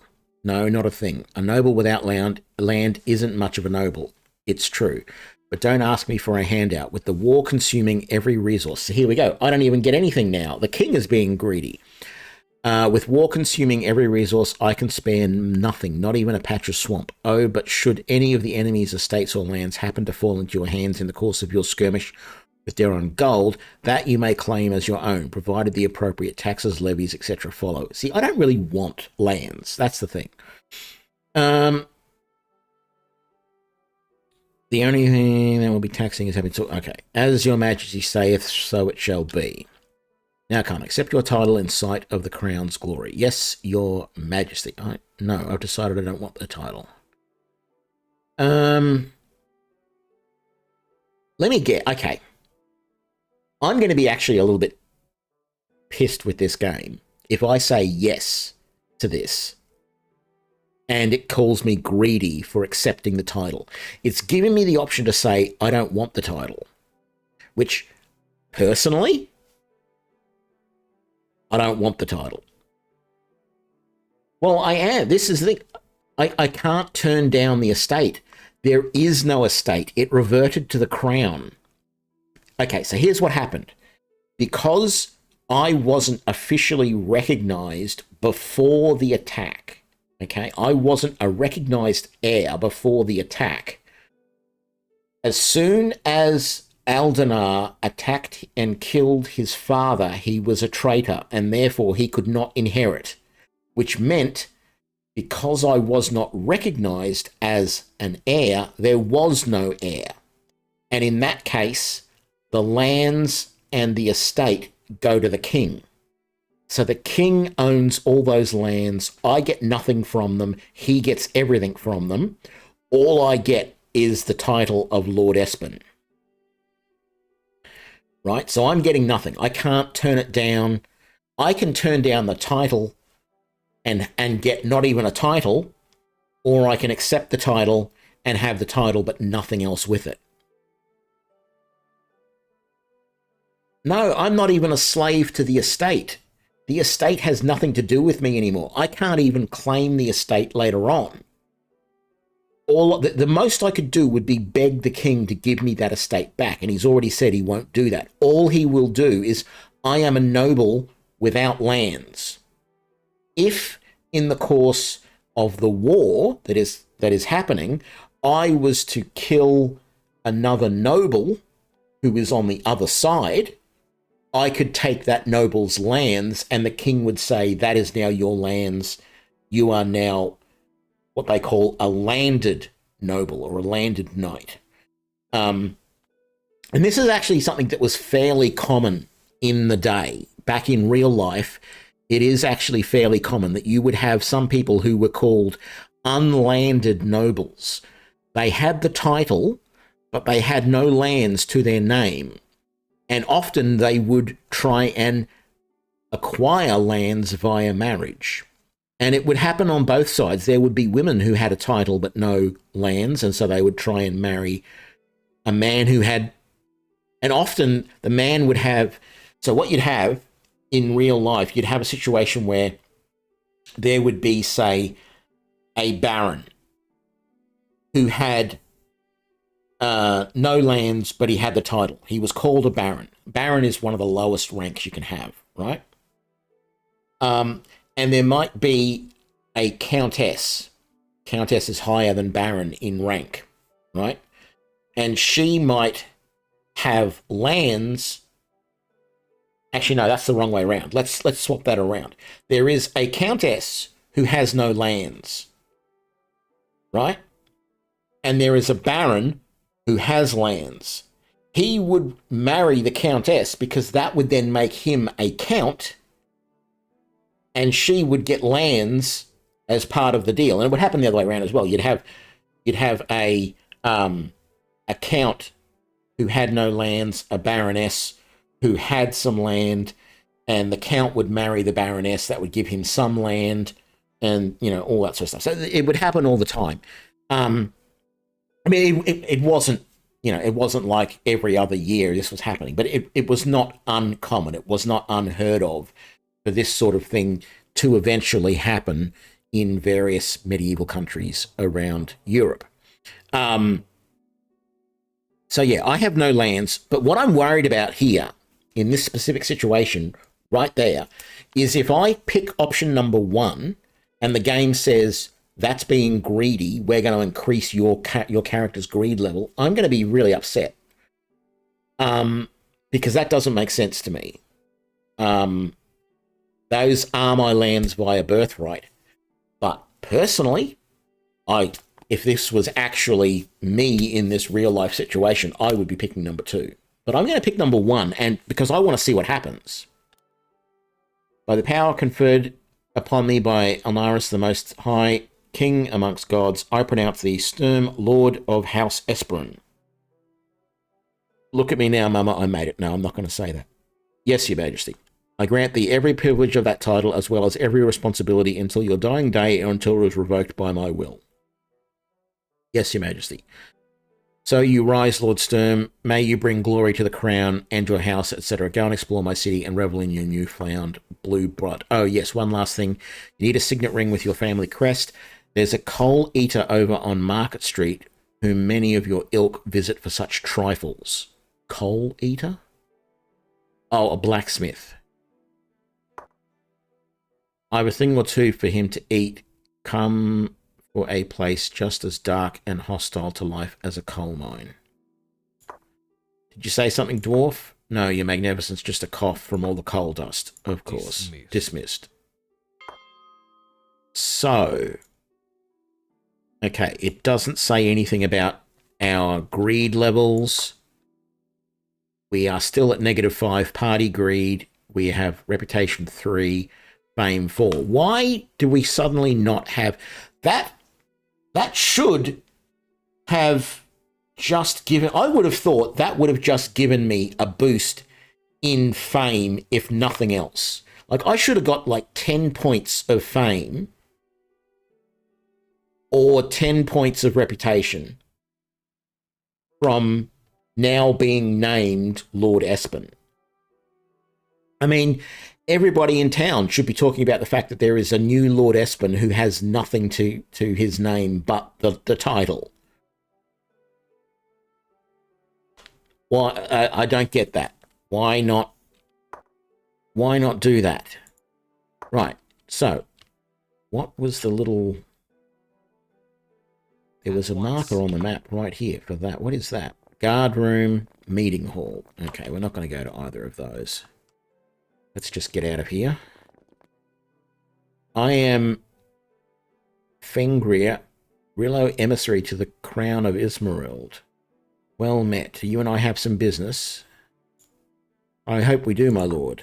I merely wish to extend the blessings and good wishes of the East. Take this letter, please. It is an introduction to the court, the Garden of Delights. If ever your travels take you there, be assured the potentates, shahs, and good burghers of the Rillo will grant a warm welcome to any noble of the court of King Belenric, whatever it is. I'll be glad to visit if, as you say, my travels take me there. One last thing. I do not wish to tread on any toes, but my lord should pay closer attention to the company he keeps. That one, Saraka, is not to be trusted. What are you saying? I am saying that if, for your own reasons, you wish to keep her around, everyone needs a charwoman after all. Make sure to sleep with one eye open and always keep a blade at hand. Good day, Fengrir, and to you, my lord. Won't those fools ever give up their hatred for me? Yeah, that's exactly what I thought. Okay. So we have to go and see a coal eater. Oh, no, it's the dwarf.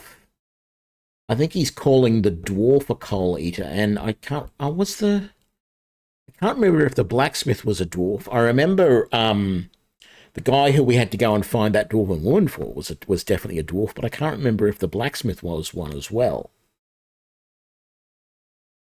I'll have to go and check. So I think that's the next thing we're supposed to do. Although, as I said, I wouldn't mind stopping back past Grey Square or whatever it's called and seeing if I can grab Hamlin back in the party. What does the questline want me to do? At any cost, I need to find Tollbart on the Market Street so he can start forging my signet ring. Okay. Right. Those are the things over there. Let's travel to this exit, please.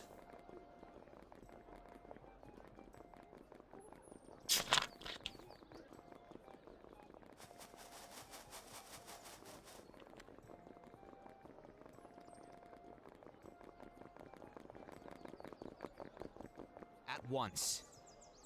Yeah, let's go to Greybark Street first. Greybark Square.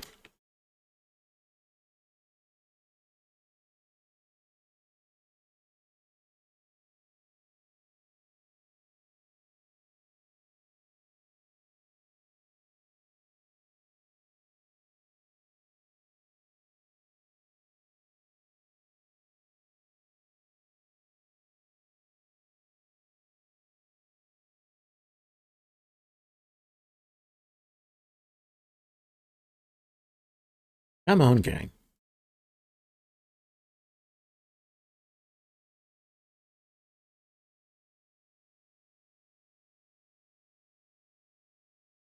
Actually, it's fortunate. Now that I think about it, it's fortunate that I went back to the Esperin estate when I did. Because if I hadn't have gone back the second time with Hamlin, I might not have been able to get that painting at all. So technically, that estate is definitely not mine now. No, I didn't finish the second Pathfinder. At once. Where the last stream that I did was where I left off. That was as far as I'd gotten. As soon as the game... There he is. Confound it to Rothgor and every hell there is. Has this miserable city ever seen a more luckless beggar than me? Hamlin, what happened to you? Ambushed like the greenest elf child on his first trip to a city and so close to success. They knocked me on the head and took the painting. Bloody thing was so huge the whole quarter must have spotted it as soon as I arrived. Might as well have been wearing an archery target on my backside.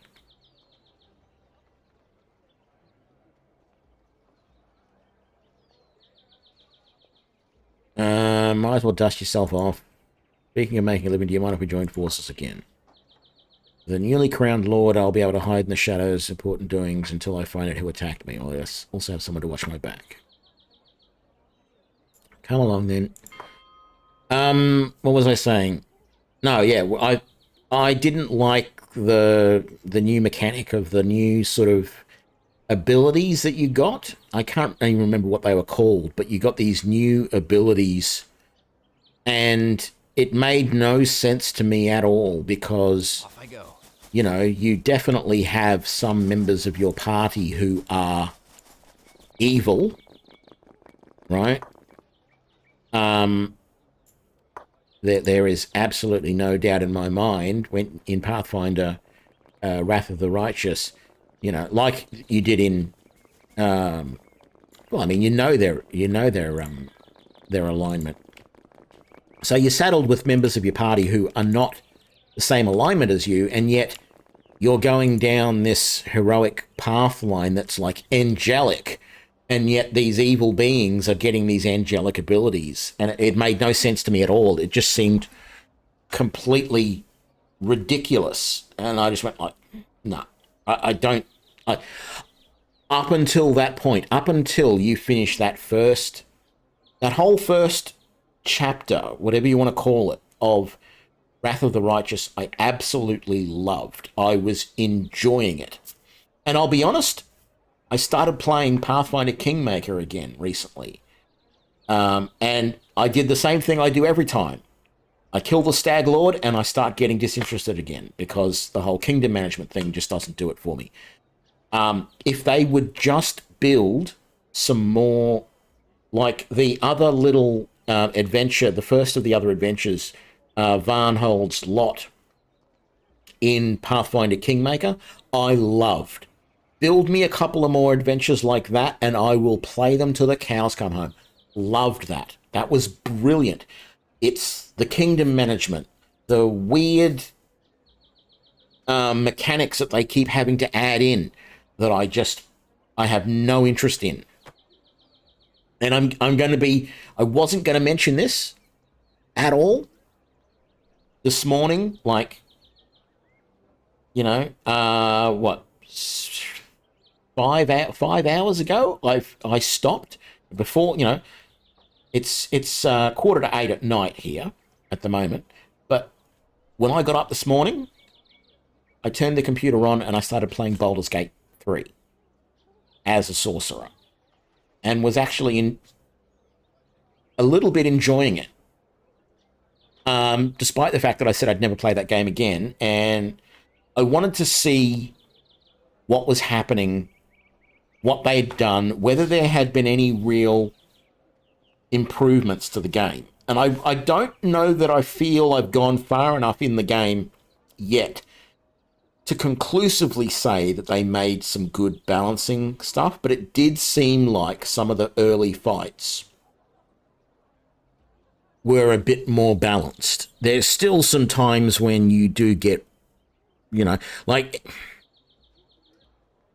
Oh, I probably shouldn't talk about it while I'm playing this game, but there are some times in Baldur's Gate 3 where it just makes no sense. The creatures that they've got at the very start of that game, running around with mind flayers, even though you don't ever have to actually fight one, but just the... I can't think of their names now. The little brains on legs... like, they are in a normal adventure, a normal D&D adventure. Those things are not something you come across as a first level character. And I think I mentioned that when I was playing Baldur's Gate 3 originally. Everything about it seemed really, really wrong. But anyway, I am, as a sorcerer, I'm enjoying it. Sorcerer wasn't available when I first played the game. There's two new classes. There's Sorcerer and there's Barbarian. Barbarian does not interest me at all. I've said that before. I don't really play Barbarians. The Sorcerer, though, is interesting, and there's two subtypes. There's a Wild Magic Sorcerer, and then there's the Draconic. So you can pick your different Draconic heritage and go that way. The Wild Magic, I tried, didn't like.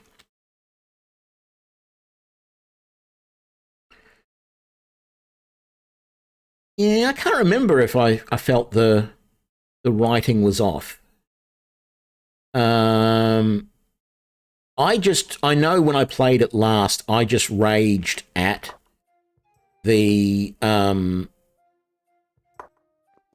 at the way Larian Studios just screwed you over in pretty much every battle. You were always fighting against...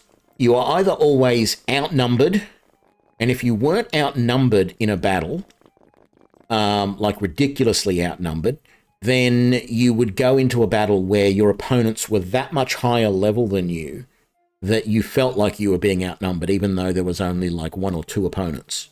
That's what I remember the most about playing it last time. Yeah. I hear you're the Smith to see about a signet ring. I am the scion of House Esperon, so I'll be needing a ring with my family's crest. I know it, business is slow. Come see me and I'll have it for you. Oh, and if you haven't tried it, I recommend a drink at the Crooked Haggler while you wait. Okay. Did I have anything to sell? Can I see your wares? I've got that amulet, which sells for a pretty penny. So we're definitely going to sell that.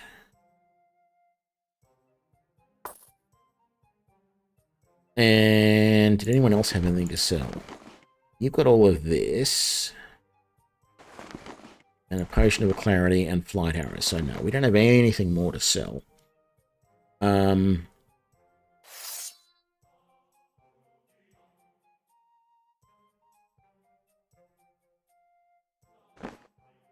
Yeah, so let's get out of here.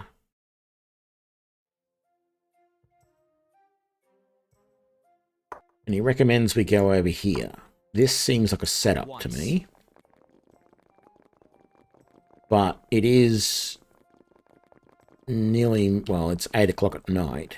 So, strangely enough, it's almost 8 o'clock at night here. That had a similar thing 3 hours ago when I said, oh, it's 5 o'clock in the afternoon, and it's almost 5 o'clock in the afternoon here too. Yes. I want a room. And we just want a basic room. That'll do. And it's now 4 in the morning, which is actually a little bit early, but there's not a lot we can do about it. At once. Don't know if there's any way that we can just wait for a few hours. It doesn't really appear to be. I mean, that just pauses the game.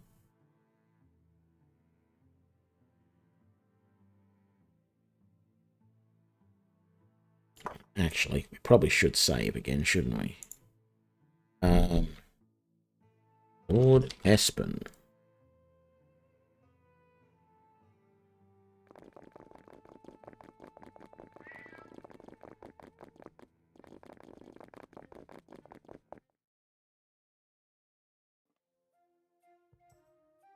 Greetings.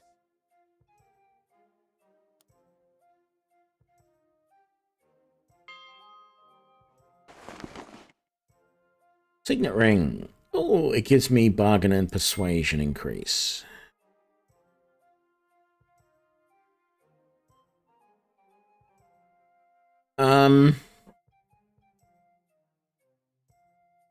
Does the wording of that seem a little strange? A signet ring constructed for the last noble of House Esperin. Does that mean there is going to be no other Lord Espen after me? That I will die without a child? Because that's what it sort of reads like to me. And I'm not sure I like that implication. Okay, we have a bit of money. Oh. What's happening here? Message for you, Lord Espen. Oh, what sort of message? To the esteemed and newly made head of the House of Espen, I cordially invite you to attend court proceedings post-haste, whereupon I will bestow most serious honours on you for all to see. Do not delay. King Belaimric. Thank you, you may go. Here's something for your good work. Tip the boy. Thank you so much, my lord. Good day. Party decree decreased by 2. Reputation increased by 1. So because I tipped him, I don't know, that I'm not allowed to receive money for doing things, but I'm allowed to give people money for doing things. Does that seem fair? Yeah, that's fair. At once.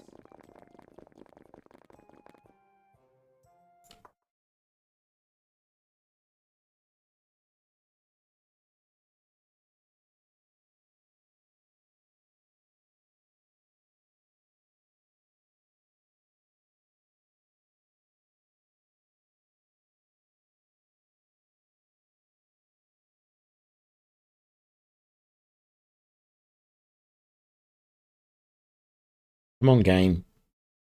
Start loading. You're just sitting there doing nothing. It's only the castle district.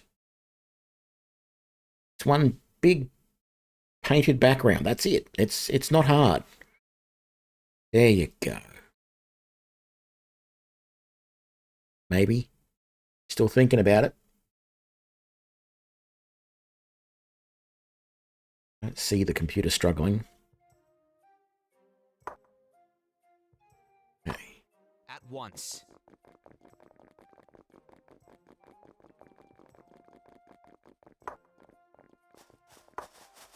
Oh, that was fast mode. Just making sure.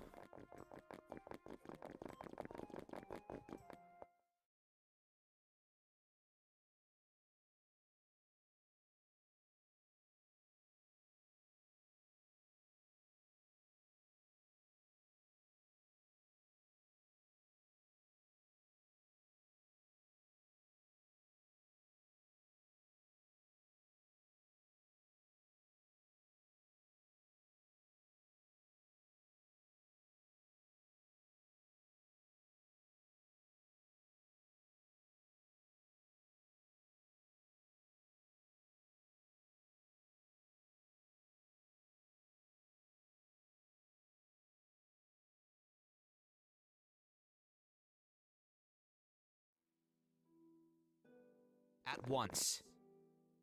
Ah, Lord Espen, you're finally here. Harry King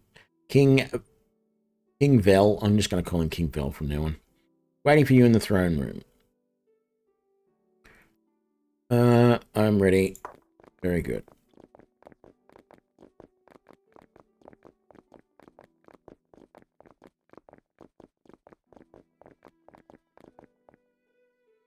His Royal Majesty King Vel. Lords, ladies, I know that our dispute with Daron Gould has weighed heavily on the minds of everyone present. But you will all be very pleased to hear that a solution is nigh. It is true that these merchants and miners of the south have disappointed me, in the manner of a spirited but wayward child. Yet as you know, the Crown's mercy is boundless. I'm dreading what's happening here. Something is going to be really bad. I can just feel it. Some ridiculous... He's made some ridiculous concession or something. Let's see. Today I announce that by royal decree, Lord Sturm shall accompany an assemblage of diplomats and other wise friends of the crown to Daron Gold and bear solemn witness as our most trusted and celebrated diplomat. As our most trusted and celebrated diplomat, Sir Gideon Rauch extends the hand of peace to our deluded enemy.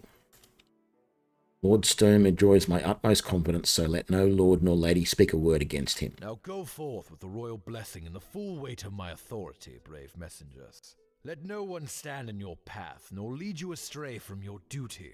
Stand brave and do the good work of Isilmarald, and let a lasting and prosperous peace be the fruit of your noble efforts. Just look at that toff. Yesterday he was selling candles outside a grog house. Now he's got the hope. He's the great hope of Isilbrone. Narius save us. What a joke.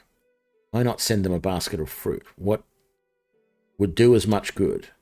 Like as not, Daron Gold will send their heads back in a crate. But not one of their better crates. Didn't the king just say, let no one say anything bad about me? Surely the king or somebody should have reacted to that and basically put those nobles to the sword for treason, for disobeying the king.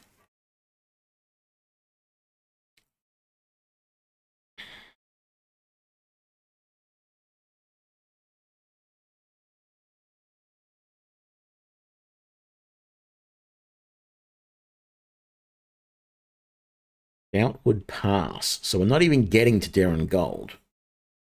Something is happening on the way there.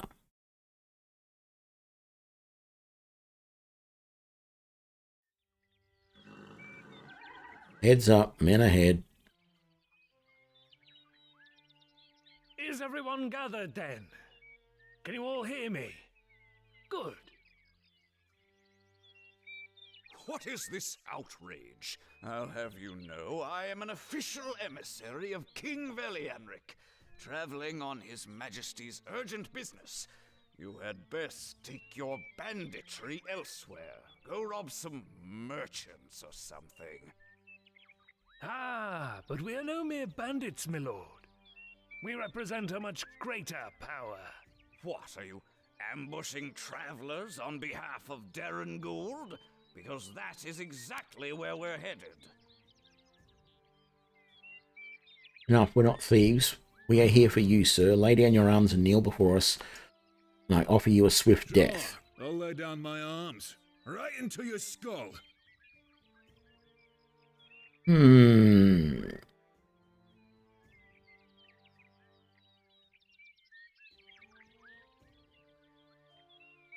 Diplomat Rutch is under my protection.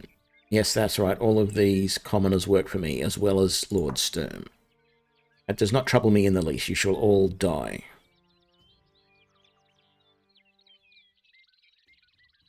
Okay, I'll ask, but I don't expect an answer as to why they want to kill everyone. Our god demands it. There will be no peace until Velianric is thrown down and Isilmarad fallen. The pursuit of strife and death is the work of no god that I acknowledge. That is not how one goes about achieving peace, sir. Believe me, negotiation and compromise is my life's work. Silence! It's a pity you will never witness the world that is to come, but it cannot be helped. Shh. He's dead. Now to the rest. Kill every last one of them. Yeah, I'm kind of disappointed that there's no option for me to have saved him. Put my weapon in my hand. Yep, that's the end of that mage. Yes.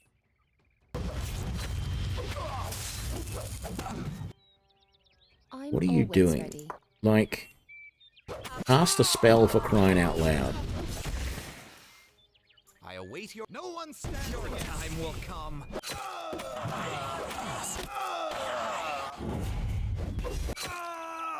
At once.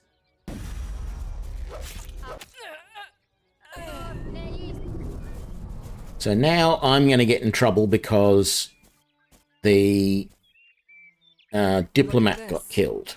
Their eyes are all black. I've never seen the like. And they all have the same tattoo low on their necks of a rose in full flower. There was an option to do that, Sock. There was an option there that said, Ambassador, please step apart. And that was, I'm pretty sure that was going to be the option of you saying, stand over there, Ambassador, and these guys are going to kill you. So, yes, I'm pretty sure you could do that. What's the significance of this tattoo? So, tattoo, low on the neck, rose in full flower. She doesn't know. Okay. Well, we are going to get some loot out of all of this. We picked up a lot of stuff there. That small shield, I want to give that to Sirica to see if that is any better than what she currently, has. That is a falchion. What is that? Okay, I'm going to give that, of course, to Baja, or whatever her name is. That is a noble's coat, which I think will be good for her as well. Although there's also the cultist's robe.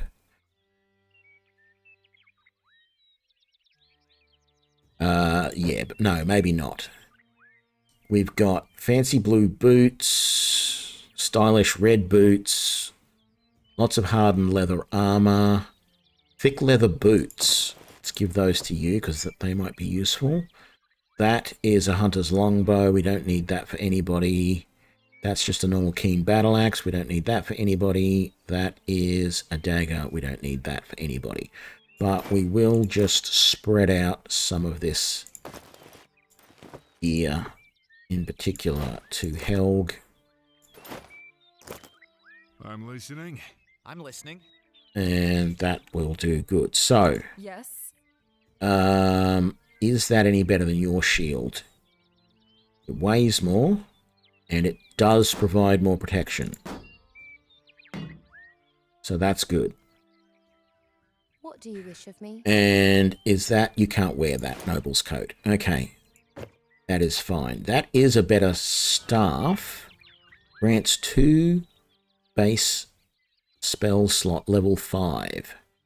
Her current staff provides base level 1 and 2 slots, which is useful. She doesn't have level 5 yet, so it might be worthwhile keeping that for later, maybe? And those boots are exactly what you're currently wearing anyway, so it's not any sense in giving those to you.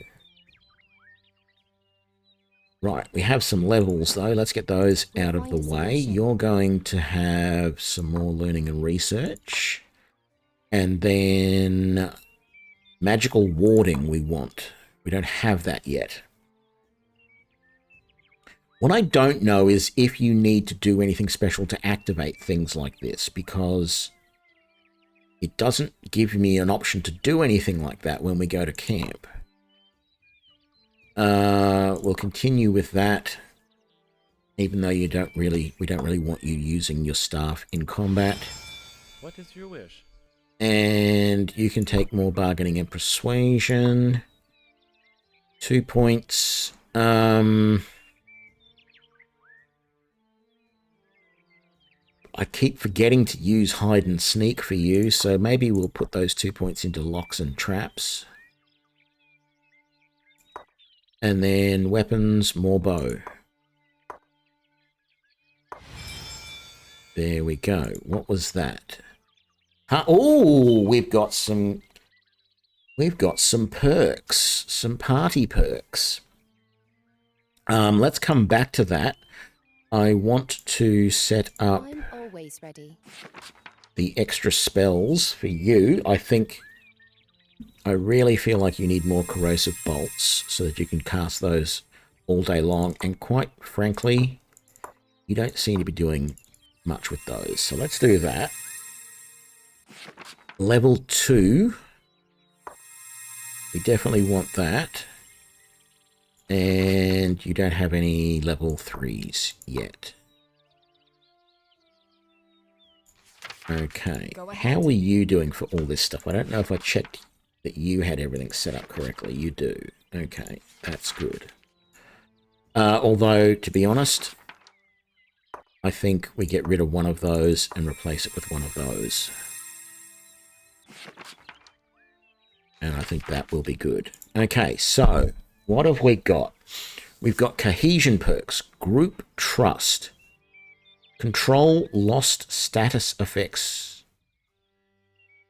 affecting party members. Panicking, confused, and charmed are 20% shorter. Guard rotation, decrease the chance of the party being ambushed during resting by 50%. Joyous cooperation, party members receive a 1% bonus to critical hit chance for each other member attacking the same target.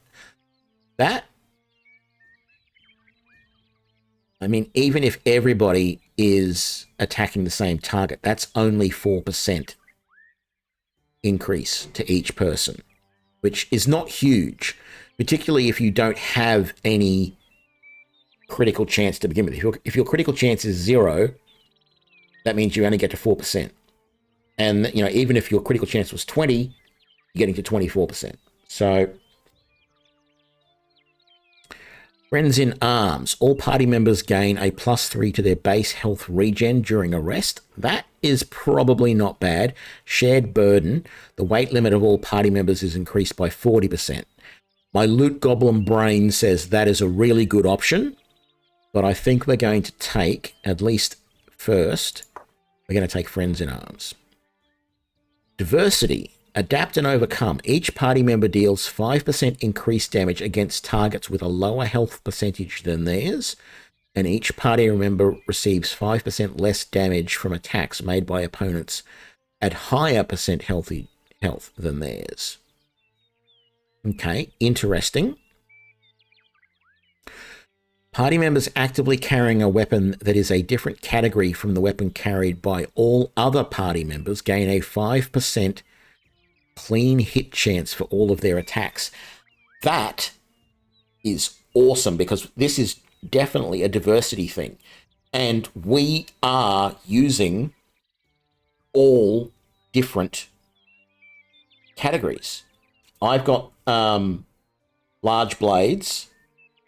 Helg has battle axe. Sikara, or whatever her name is, has small blade. Jala has staff, and Hamlin has bow. We are all different. So that means we all gain a plus 5% clean hit chance for our attacks. Interesting. Resourceful tactics. All attacks made by party members gain a plus 3% status chance. I'm not entirely sure what plus 3% status chance means. Like, I know some of the weapons have various status effects that they can apply to, you know, opponents on attack, so maybe that's what it means. Okay, disabling status effects are 20% shorter. Interesting. Campfire Tales. All party members gain plus 10% to learn and research. Tools of the trade. Definitely. Definitely. There we go. And it looks like over time we can increase these by adding more to those because there's up and down arrows there. So I think we can increase the amount that we use those. That's very good. Right.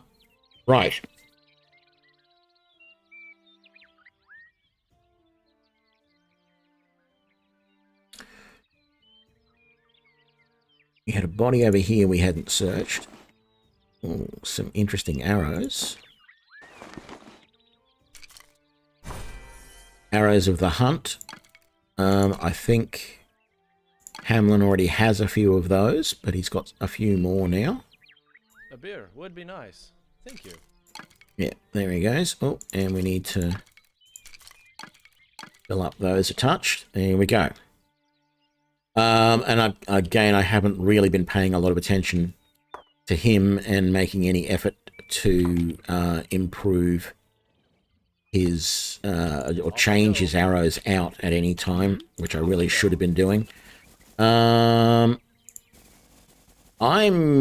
curious as to what we are supposed to be doing now. There's Deron Gold, south of the Espen estate. What does the quest say we should be doing?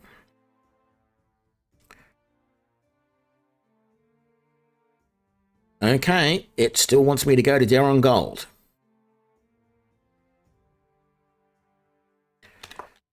Right. Well, hang on.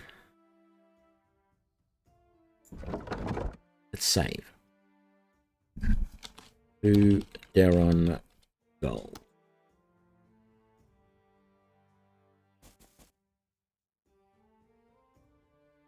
I wonder if I should go there first, but I'm not going to.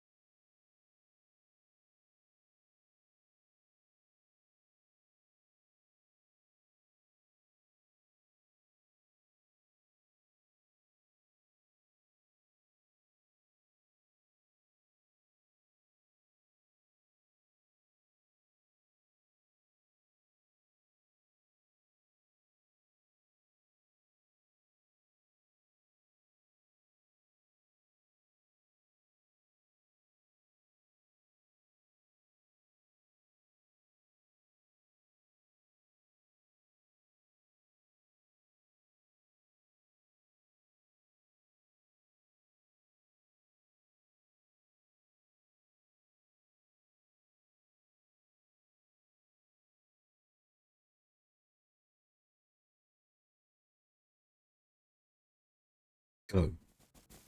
Perfect. Oh, what's happened to my armor? That looks terrible. Oh, it's just the angle of the light. Hold there unless you want your guts rearranged for you.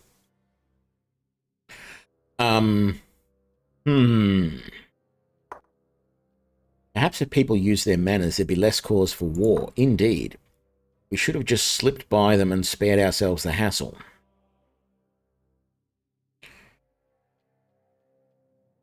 Here is the missive from King Valainric. Now can I pass? You know the drill then. Good. Huh? Very well, but I think that must have clicked a different option. But I don't see how this train you brought with you is necessary. They stay here or go back, whatever. You and your servants can go ahead. Did he just refer to me as your servant? I think I'd rather wait with the caravan. Oh, what's happening here? Teamster, what news? They'll let me into the city as the king's representatives, but not the caravan. What am I going to do without Roush? You should probably head out. The gate guard looks angry. Any idea what I should do about meeting with Rebel Noble? I don't have training for this.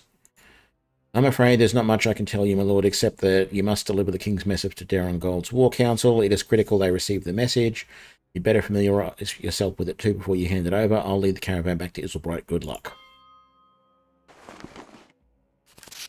Most honourable lords, ladies, and rebels against the crown of Ismerald. I, King Valainric, extend my open hand in a gesture of peace between our cities, that our people may no longer suffer, our prosperity no longer burn, and that our treaties may be put to better purpose than the funding of violence and mayhem. I have sent my diplomat Roush to meet with thee, along with the newly titled Lord Sturm. The young lord is the progeny of the late Lord Espen.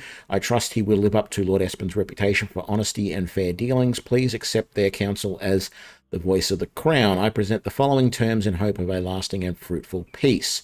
Darren Gold will disarm and demobilise all troops.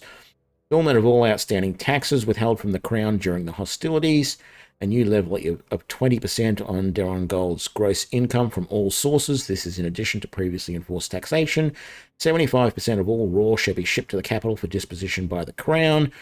From the nobles of the War Council, immediate surrender of 1/2 of all land holdings to the crown, said lands to be selected personally by me or a steward appointed to their task.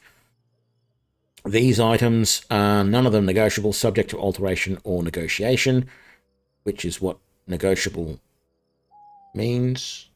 Anyway, once you have conveyed your unconditional acquiescence of these terms, you have my royal promise that no punishment will fall upon thee. May we go forth together into a brighter future, you as servant and I as master. Forever your exalted and absolute ruler, King Valainric. Yeah, how well do you think that's going to go down? I'm expected to walk in there and deliver that. I'm listening. I await your instructions. Yeah, that's going to be fun. At once. Right. Well, no, I'm not going to betray the king, but look at this, just dead bodies lying in the streets. Wow, where am I supposed to be going? The academy, family house, miner's house, priest's house, bakery, ramshackle house, brewery. Is there another? Oh, okay, I've got to go south and then I can go to there, I guess. So just follow along this road. Don't make eye contact. Just keep going until you get to the edge of the map where it lets you continue on to the center. Oh, there was a house I was supposed to go to in that previous map as well. I should probably do that before I talk to the War Council, because if I talk to the War Council, I may be fighting my way out of Darren Gold. And I may not have the time to search a house for for some trinket or a ghost in the old Esperin estates, which I'm not even sure I'm allowed onto. But anyway, it might actually be easier if I just reload, to be honest, other than trying to go back, because we might not be able to go forward properly here either. It might be automated like it was just before. Actually, what I should do is wait. Okay, so we're right here. Let's check on the map in the side quest. Family ties, blood ties. No. Reckless spirit.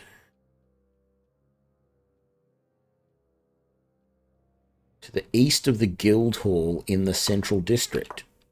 Oh. Noble's home. Bellion's home. Okay, so we are in the right place. Crower's shop. Hospital, storage, soldiers, tent of the faithful, guild hall. Do I have to go to the guild hall? Is that where I'm supposed to meet?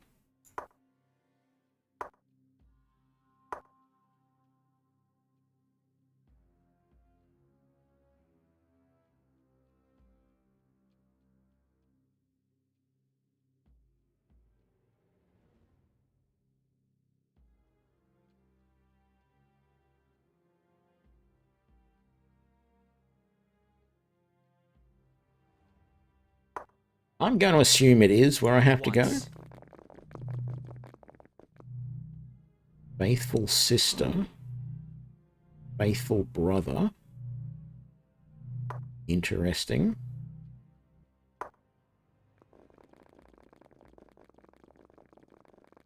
Of course, it's the middle of the damn night when I'm trying to do stuff. That's just with the dead bodies everywhere.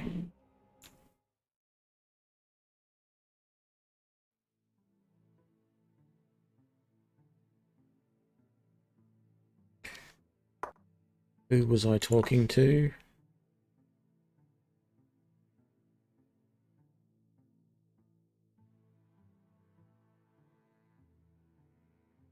Oh, Blind's sister. That's Tobias, and that's Ula. Yes. And Winona, that was it. Hello, do I know you? You look familiar. Are you Blind's sister? Yes, and who are you? Wait, aren't you? Yes, she used to work with you at the estate. You must be him.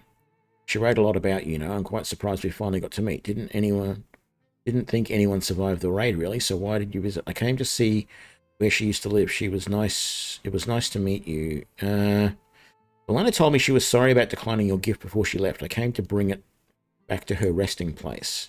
It's my only memory of her, but you're right. I really wanted her to have it. Here, take this key.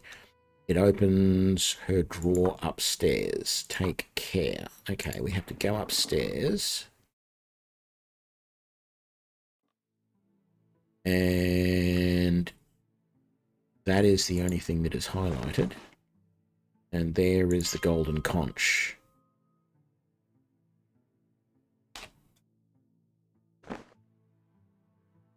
Quick save.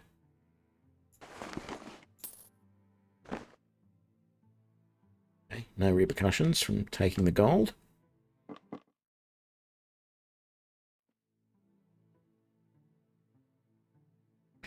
What did that say? Now I can return to her. Okay, well, I can't return to her right now because I'm in the middle of something else, but I mean, I probably could, but we shall see. At once.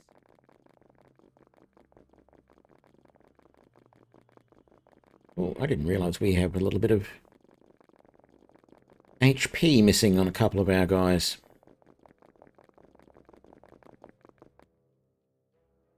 Wonder if I should do something about that. I will be right. Keep your distance. You've heard about the plague, right? Come with a message to the War Council. Of course, my lord, go right in. That's right, there's a plague in Deron Gold. That's why there's all the dead in the streets. It's one of those bring out your dead moments. Surprised they didn't actually show those carts wandering around piled high with dead. Even if they didn't do the Monty Python bring out your dead thing, the carts themselves would have been a good touch. I guess it shows the complete disdain that the lords of... excuse me. Complete disdain the lords of Darren Gold have for their citizenry, for the people under their rule.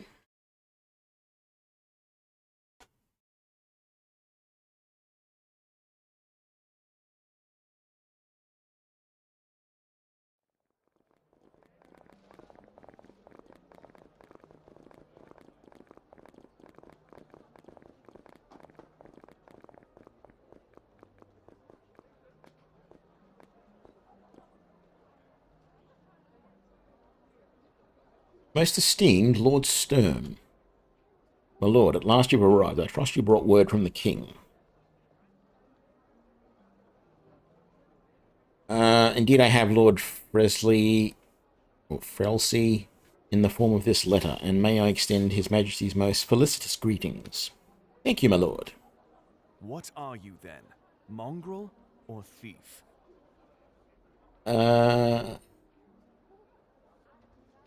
Beg your pardon?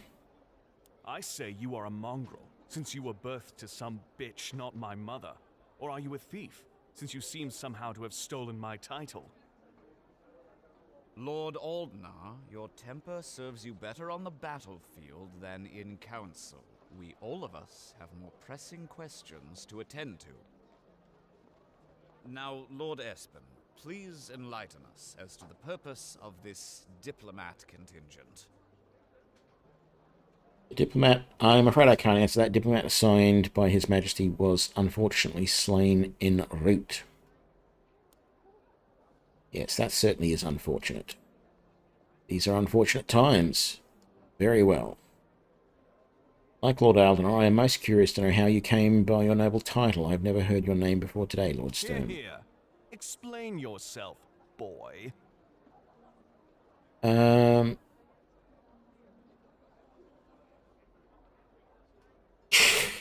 I snuck into the Hall of Records, scratched out Aldener's name on the right piece of parchment and substitute my own. Their guards were all conscripted to serve in the war, you see. I think I've actually done the wrong thing here. I think I should have explained to them about the contents of the letter. I think that's the first thing I've done wrong. But anyway, I'm going to pick option 2. I am Lord Esperan's heir by Clay Wellgrave, once a servant in the house. Though Aldner is the eldest, he forfeited his title when he killed my father. You'll forfeit your title more than your title if you don't watch your tongue, swine. Easy there, Lord Aldner. You may continue your spat when the council business is finished. Is King Velenrek ready to negotiate in good faith?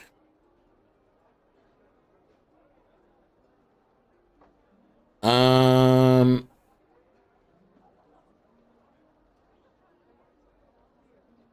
not going to say I have no idea. I don't want to say that depends. I'd like to say the third option. His Majesty is ready to negotiate an agreement that balances Darrengold's vast wealth and Isilbright's military prowess. But I also know that the fourth option, His Majesty is offering terms he believes to be fair to all Ismerald, is... yeah, technically that's true. I know it won't go down well. I'm going to try number 3 and see what bargaining persuasioning can do. His Majesty is ready to negotiate an agreement that balances Darrengold's vast wealth and Isilbright's military prowess. Spoken like a true diplomat. What are the king's terms?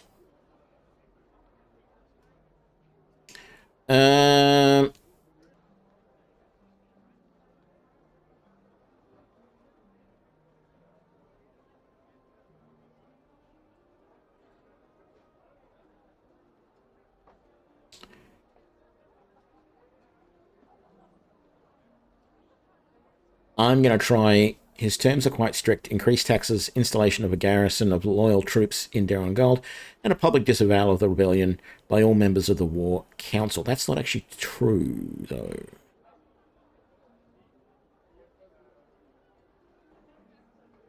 Because I don't remember it talking about garrison of loyal troops.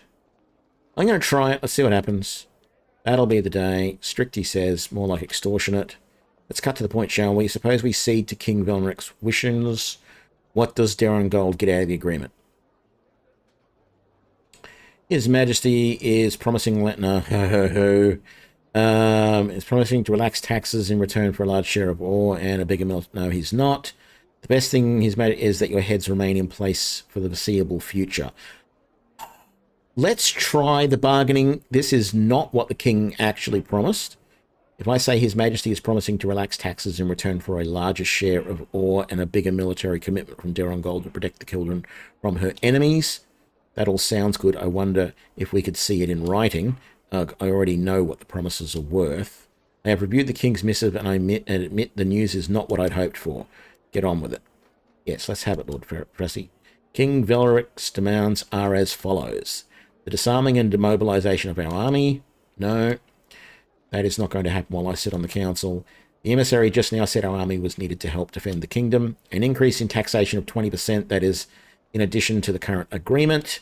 But the pretend Espen said our taxes would be lowered, not increased. And if the beggary to which we have been reduced is not enough, he may as well try and milk a stone. 75% of our ore to be shipped to the capital without compensation. Outrage upon outrage. That all represents the very foundation. Why not just burn the city to the ground and be done with it? And the last demand is the surrender of the War Council of half our lands. Has he gone mad? That's the only answer that makes sense to me. That is it, lords and ladies. What say we? Purely ridiculous. I feel Lord Storm has been less than forthright. He promised balance, but that was a lie. This entire pathetic charade has been one long insult to the honor of Darren Gould. Especially coming from a nameless, low-born swine such as them. Velianric sent a common gutter snipe to speak on his behalf. What does that say of his intentions? I've spent too much time on this nonsense already. Lord Aldenara is right. This is a travesty, and I will not partake of it. It was handled poorly, but after all, we have to make do without Velianric's diplomat. Yes. We would have known the king's true mind. Perhaps he would have been prepared to negotiate. I'm willing to at least consider a compromise. How much longer can we fight both the plague and Isilbright? Why do those chairs have to be so? Why do these chairs have to be so hard? Oh yes, okay. Whatever the council's feeling on these matters, no decision will be made without every member's participation. Lord Talon is right. Let's adjourn for now and think on these matters privately. Lord Stern, would you attend me in my chambers, please? No. I want... So, hang on. What did that... What happened here? So, our first bargain and persuasion check was successful.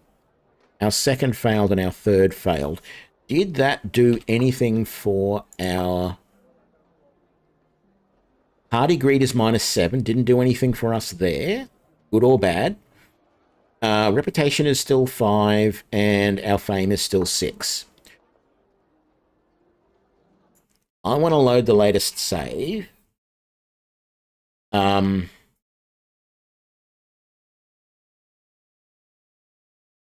I think was just outside the...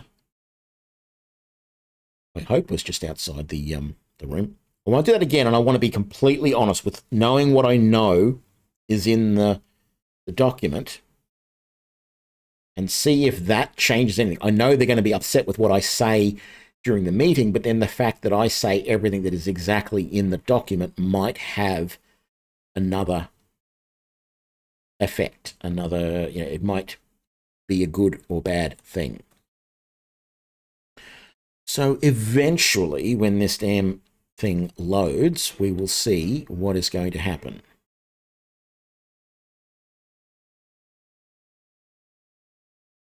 Come on. We're almost there. Yep, good. We're right there. At once. Go right in. Okay. Unfortunately, I don't think I can save in here, which is a little bit of a nuisance because this loading coming in here is nice and slow.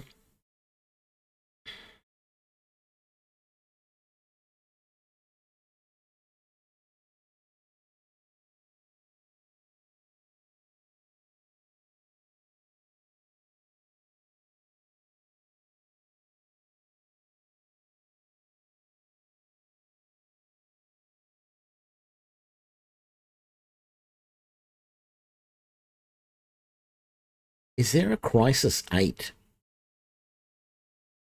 Wow. I mean, I've never played any of the Crisis games, but I only ever remember Crisis 1 and 2 being talked about.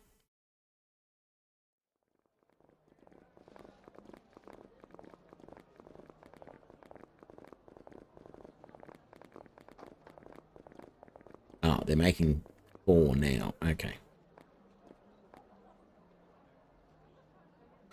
Okay. So, start the same. Mongrel or thief? Beg your pardon. I'll keep doing that the same. Lord Espen, please enlighten us as to the purpose of this diplomat contingent.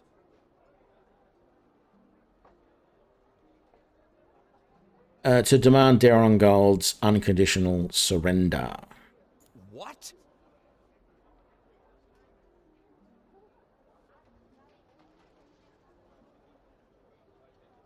Lord Aldenar, I'm curious how you came by your noble title. I never heard your name. Explain yourself. Yeah, we'll talk about that. Is ready to negotiate in good faith. Is offering terms he to believe to be fair to all Ismerald. With so few words, you have said so little. What are the king's terms? Terms are quite strict, I'm afraid. Best we wait on Lord Frelsey. Why are you even here? Couldn't they have just pinned the letter to a donkey and sent it on alone? Cut to the point, shall we? Suppose we accede to the wishes. What does Derongold get out of the agreement?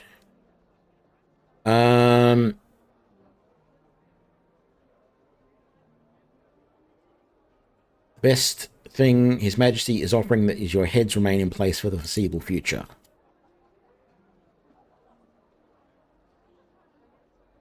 But it's not the worst possible outcome, right? I have reviewed the King's missive, and I admit the news is not what I'd hoped. Get on with it. His demands are disarming, demobilizing, increase in tax, 75% ownership of the capital, and surrender the Warcar half our lands selected by the King. This entire pathetic charade. This is...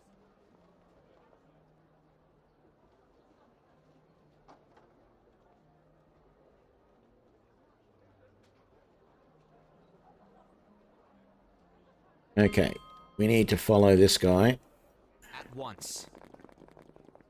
into his chambers. He does have a weapon in hand, and he's got 2 soldiers there with him, so let's hope things go well. Thank you for joining me. I'm sorry you had to go through that. And I'd like it if we were meeting under different circumstances.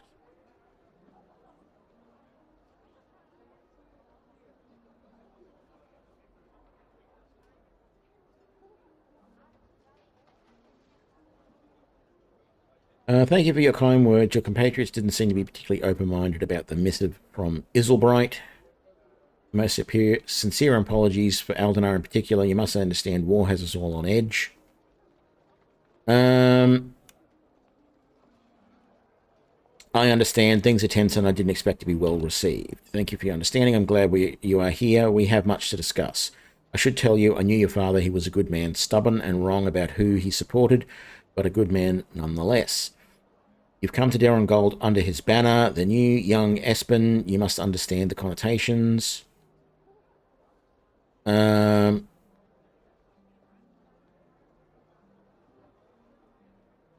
am no noble, or at least I wasn't. Would you enlighten me? Well, you see, I reached out to your father as the rebellion began. I believed he would understand the reasons behind our cause. At first he seems amenable to listening, but something changed. I know not what, but my last messenger's head was found bound to a scarecrow on the road just north of here. Shortly thereafter, Lord Espen pledged himself openly to the king. Before any further communication could take place, Aldenar gathered a contingent of our earliest conscripts, and, well, you know the rest. There was nothing I could do.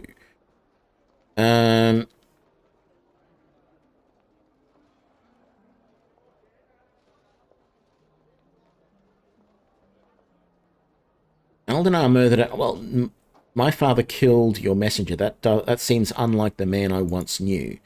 It was, but passions run high, and your father was a man of passion. I know not why he did what he did, and I wish to discuss matters with him further. We never had the chance. Aldenar murdered our father in cold blood. That many troops on the road, and no one noticed them missing. Things turned chaotic very fast, and they still are. When we declared our independence and rallied our banners, Deron Gold was awash in fighting men.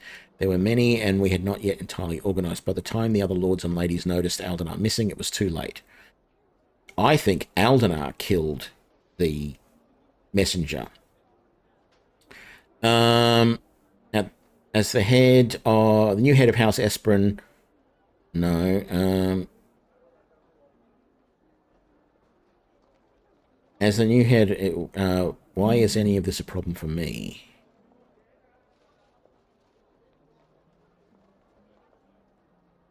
No. Well, he's dead now, and there's nothing to be done about it. What you say is true, but you must understand. The king sent you here as an insult. Lord Esperin is dead, his house was erased, his properties become those of the crown. His true-born son renounced his family name and is now a traitor like the rest of us here in Deron Gold. So the king sent Esperin's bastard under Esperin's banner as the new head of the dead house.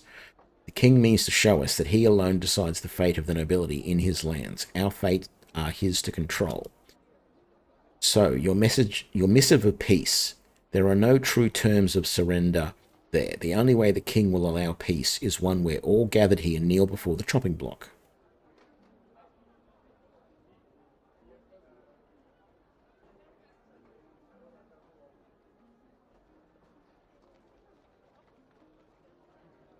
I really want to say that, or that, because they are all traitors. But so what then is to be done about the missive? The other nobles and I will need time to discuss a response. The mood at the moment seems, well, rather hostile. I am more inclined towards keeping lines of communication open despite the king's insult, but there are other pressing matters which I must attend to of more immediate import. Do not fear, young Espen. Your head will not perch upon a scarecrow while I yet live. Before we discuss your missive further, though, I feel you have questions. What is the current state of Deron Gold? Conditions look bleak on the way here in, and I had heard the city was prosperous. It was a fine place to live in for many years. The mines, but offered plentiful ore, and as such work for a lot of miners. The Miners' Guild, which once inhabited this building where we stand, was easily the most powerful tradesmen's guild in all of Ismerald. The quality of Deron Gold steel was well known throughout Yerengal. It led to prosperity and renown. Oh, to see those days once more. Get on with it. What happened? But for now, the city is in a horrible state. We have lost a great deal of manpower to the plague, so Deron Gold decays. I will not mince words. The city is dying. That explains why everything seems to be falling apart. Did you say something about a plague? Yes. You'll have noticed on your way into the city that there are very few people out on the streets alive anyway. You'll also have noticed the markings on the buildings. I didn't actually denoting houses where the plague has taken root. Nobody is allowed inside those places and nobody out. A month ago, citizens of Deron Gold and our soldiers stationed here began to come down with a terrible illness. It is a terrible wasting illness. It begins with coughing and progresses to fever and death. My coughs today are not this. All right. Healers, priests, and wizards alike sought for a cure, but have come up with nothing. It spread slowly in the beginning, but quickly turned into a rippling of death, decimating our citizens. We had plans for a war of attrition before that, but I'm afraid that is not an option anymore. The graveyard overflows and was expanded, but we have reached a point where they are simply dumping the bodies in pits. These days, we barely have enough manpower to collect the bodies off the street to begin with. I'm afraid that if we do not find a treatment soon, it will signal the last few coughing breaths of Deron Gold. What is the state of the war against Isilbright? It's not going very well. I'm afraid our forces are stretched thin across the countryside. We recently had some sort of sabotage in the iron mines, which has halted production of weapons and trade goods. The war is drawn out too long without many decisive victories, and it is hurting morale. Why would you tell me all of that? Like, no. Our resources, both manpower and rations, are dwindling, and things aren't going to get any better unless something changes. What's worse, people have begun to disappear from their homes at night, so even the citizens of Deron Gold, who do not all wish to be part of this war, are afraid in their own homes. You mentioned disappearances. Yes, as though our other problems were not enough. Someone or something has been taking people from their homes at night. I don't have the soldiers to investigate it because of everything else going on, but the people are terrified. What are your duties here? I manage our armed forces throughout Ismerald. The War Council makes decisions together on major tactical and diplomatic issues, but I handle the day-to-day movement of our armies. I also try to manage the city and its surroundings as well as I can, but these days it's getting very hard, I must admit. I think I've heard enough. What must be done before you can attempt to convince the War Council to move forward with diplomacy? We have to put a stop to this plague and find out who or what is responsible for the disappearances. We cannot continue this war if our city is on the brink of collapse from within. Hang on. You, my enemies, are going to be asking me to stop the plague, which may be the only thing that stops your armies from destroying the rest of my country.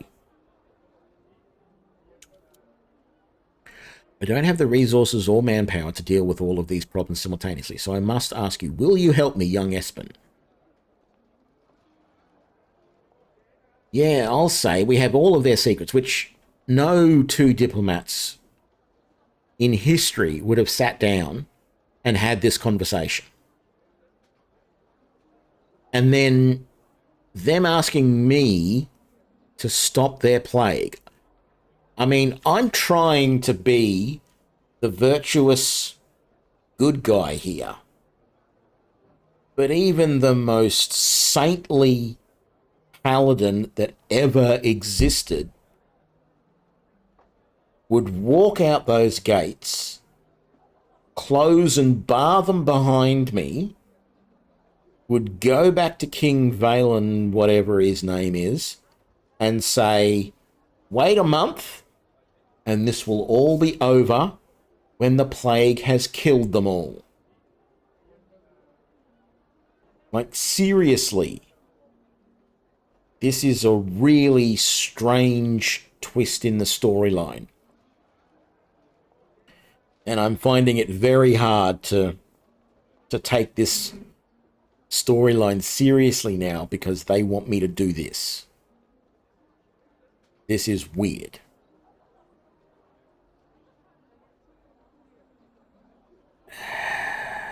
I mean, I'm going to say very well, what must I do? Because I know that that is going to be the least greedy option. That is going to be the thing that raises my fame, raises my... make sure that things work properly. It's going to be the way to go forward. But that is a seriously weird path for this to take. I am still debating what might be done about the plague. But in the meantime, I have a lead on the disappearances. I would like you to investigate. The two may well be connected as well. In the local inn, the Curious Cat, a friend of mine is waiting for you. Go speak to them, please. Report back to me when the task is done, and we will speak further. So, how does this friend of yours know that I'm going to be coming, considering you came directly from the meeting to here and I followed you and we talked? The only way this person in this inn could know is you assumed before anything else, when this diplomatic meeting was arranged, you assumed that you were going to have to ask me for help and that I would say yes, and you set up that person ready, expecting to meet me. Yeah. He also thinks our father, who is the good guy, killed a messenger. When I, personally, I'm sure it's the stepbrother that did it. Right, so, what have we got? We've got a library, intelligence records. I feel we should go and rifle through those. Planning room, Noble's lodgings, stairs down to the barracks, Noble's suite. Where the hell is the exit?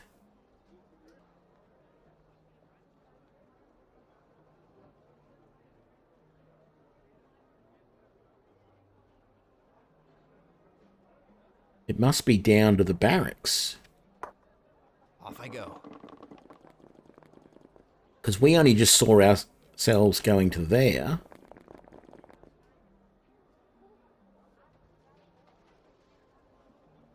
There's no, like... It must be here. We must have to come down here to get out of the place.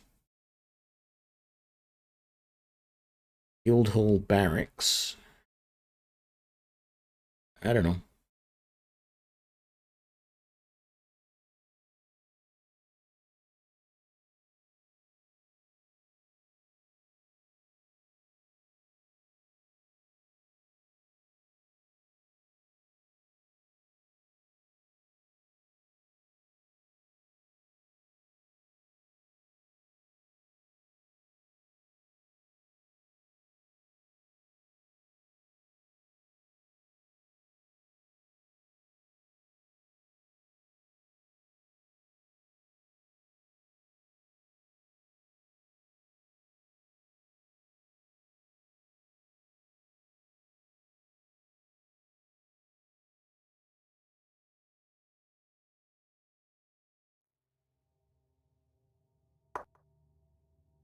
Oh, yeah, there's the exit. Training ground, soldiers' quarters, the jail, the mess hall, the kitchen.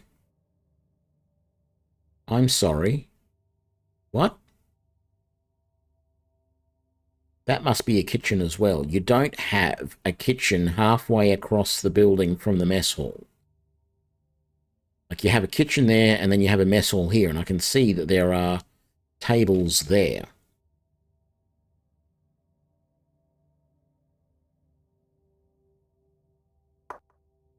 At once.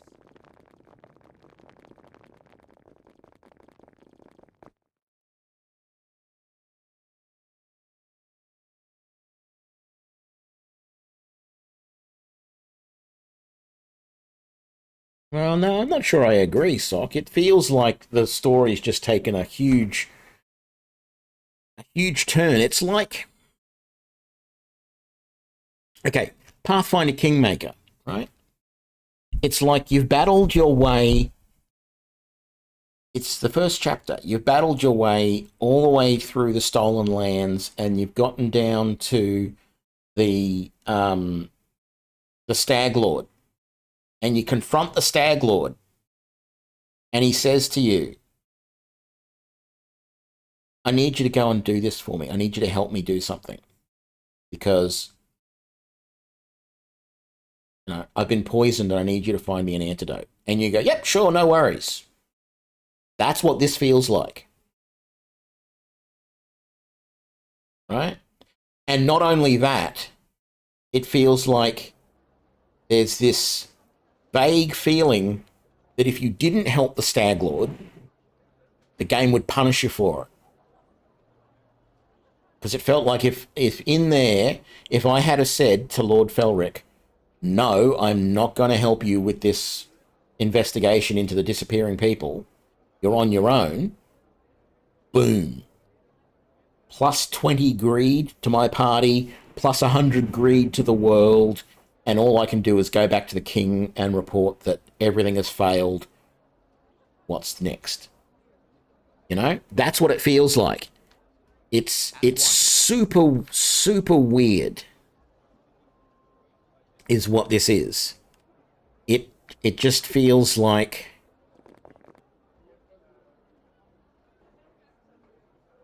It feels like we've just been kicked into the realm of madness or something. Suddenly I'm working with the bad guys. Because let's face it, these are the bad guys. Whether they are really trying to be the bad guys or not. Or whether they identify themselves as the bad guys. They are literally... G'day, Crimson. These guys are literally traitors. They have taken up arms against the king. They have killed a noble, destroyed his estates, slaughtered his family. They have brought war to the kingdom against the king, And when I go as a diplomat to negotiate with them, they say, help, we need your help. All of our people are dying, and some of them are disappearing, and we want you to find out why. Right.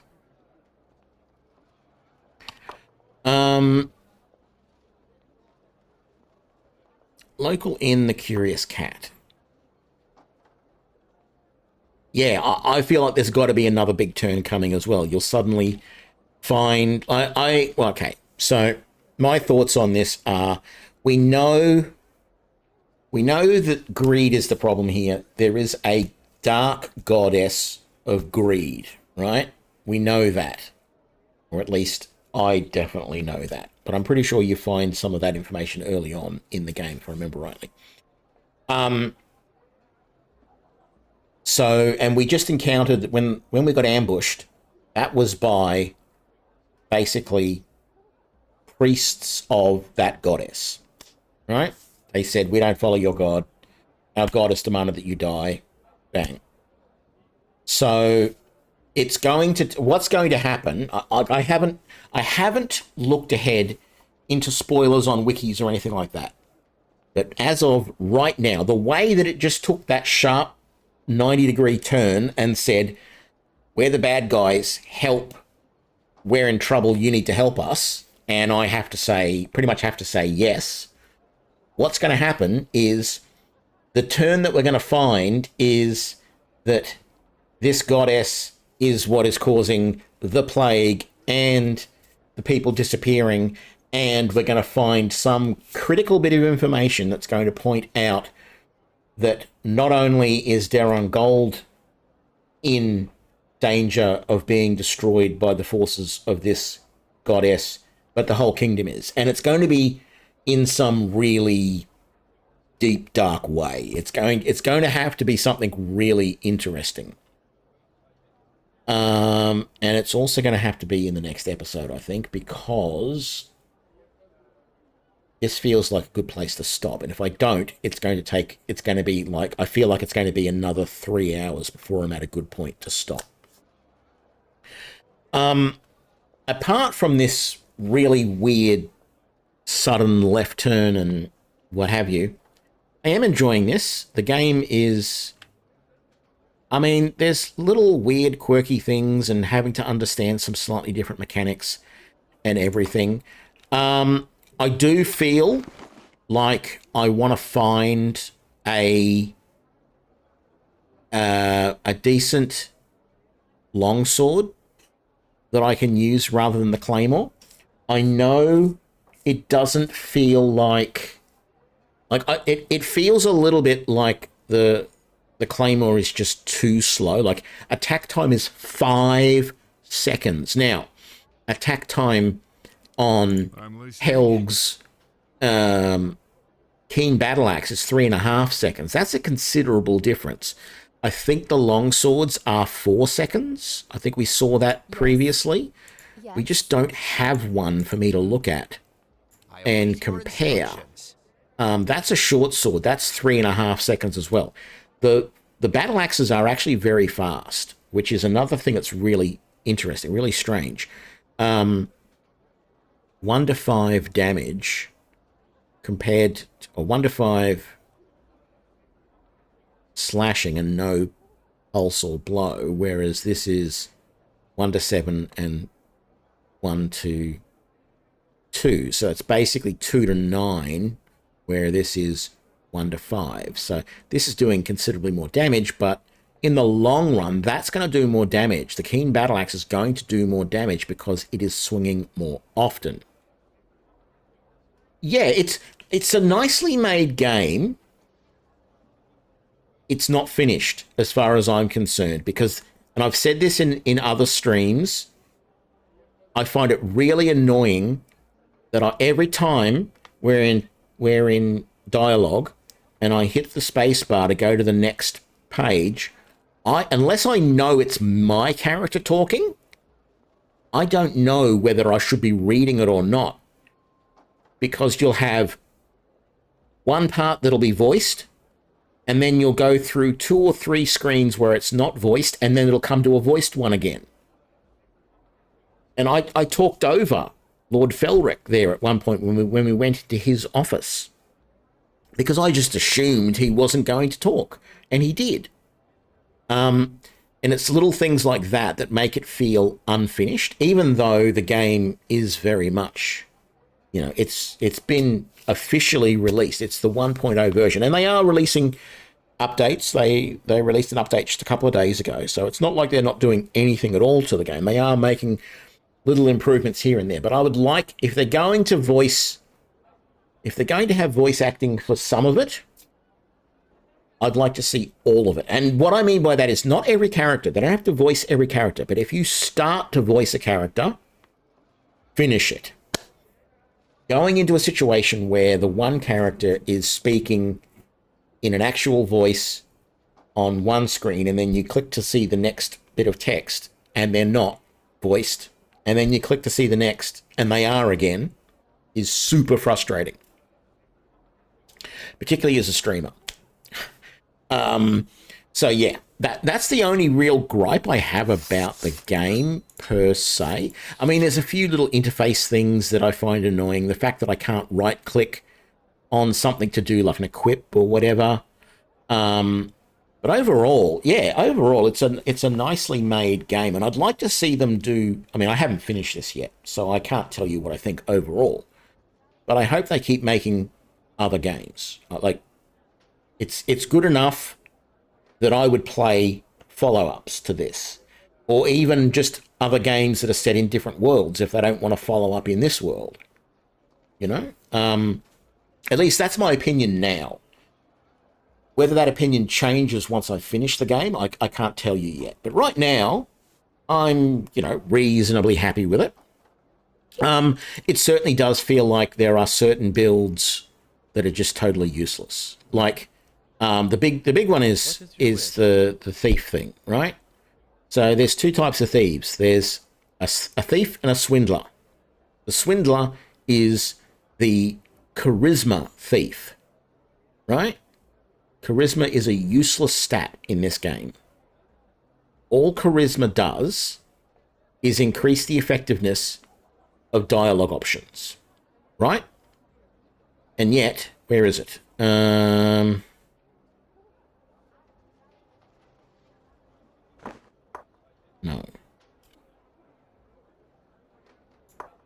Everyone has bargaining and persuasion, which is the only real dialogue option. And while charisma does increase that by 1.5%, so what? You get 4% for every point that you put in this.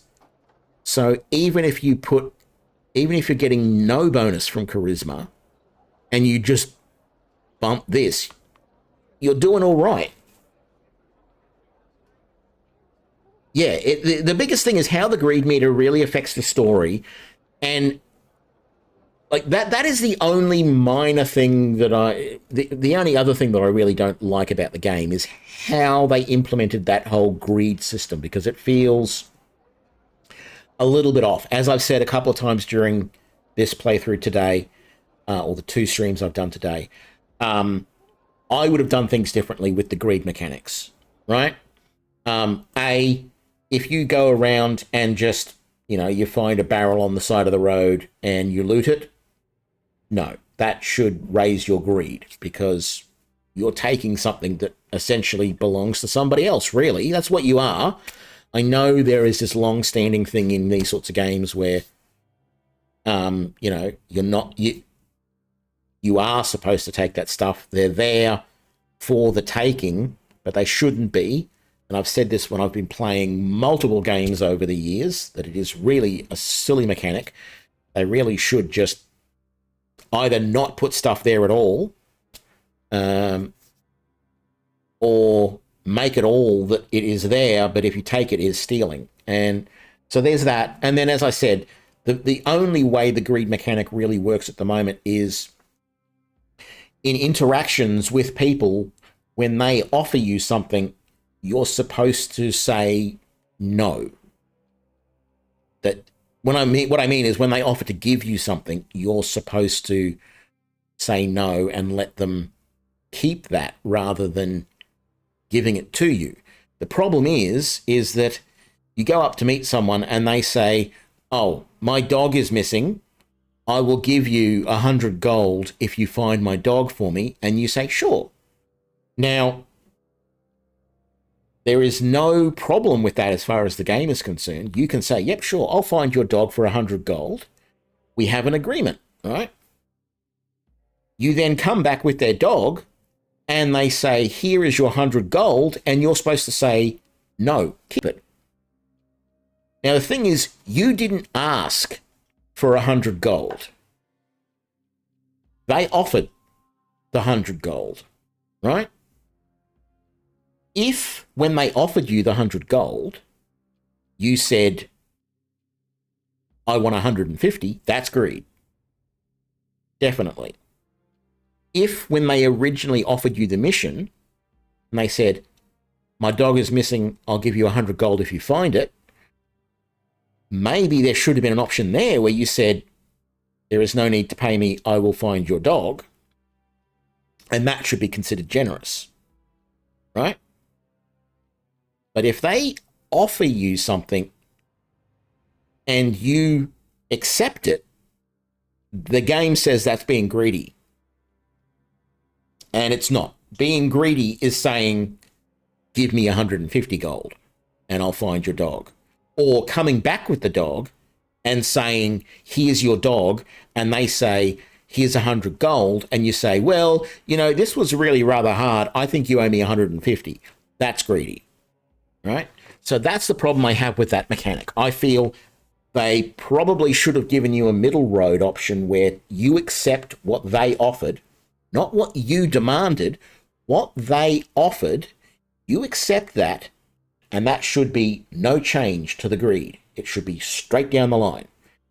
But if you decide to ask for more, that's greedy. If you say, oh, you offered me 100 gold, I don't need the money, you keep it and put it towards, you know, chew toys for the dog, that's generous. That brings your greed down or increases your generosity, however you want to think about it. That's how I would have implemented the greed system in the game. Now, that's the party or personal greed. The world greed, I still have no idea how we're affecting that. There doesn't seem to be anything I can do at this point in time to change the overall greed in the world. It just goes up at various times, and so far there is nothing I can do to affect that. I'm hoping that once I become more famous, my generosity will inspire others, and that will bring the greed back down. I'm hoping, and so I think I have to become famous and idolized and keep a generous party greed meter. I've got to keep it in the positive or in the negative greed. You know, so I have to keep it towards the generous. And I think if I do that, maybe that's the way it works, but I haven't looked. As I said, I have gone and had a quick look at a couple of wikis, but only at information about classes and races and, you know, stats on weapons and little things like that. I have not looked at any quest information. I have not looked at any information on how the greed system works, because I didn't want to. I want to just play the game. But yeah, I mean, if they produce another game, I don't know that they could produce it and still have the greed mechanic in it. They would have to take that out, I would think. So that would be interesting. But yeah, overall, I'm enjoying it. It's different enough. It's interesting enough. I would like to see some more spells, really. I don't think there's a huge selection of spells to be used. That's another reason why I really haven't played a spellcaster, because when I started seeing the spells that were available at like first level, they were a bit sort of blah to me. But anyway, yeah, we're going to leave it here. Let's just do a full save. Saving Deron gold. How the hell are we saving Deron gold? I don't understand, but we are. So I hope you all enjoyed this. I have been, as I said, enjoying it. And we're going to be back tomorrow where we are going to find out how we save Deron gold. Thanks, and I will catch you all later. Bye now.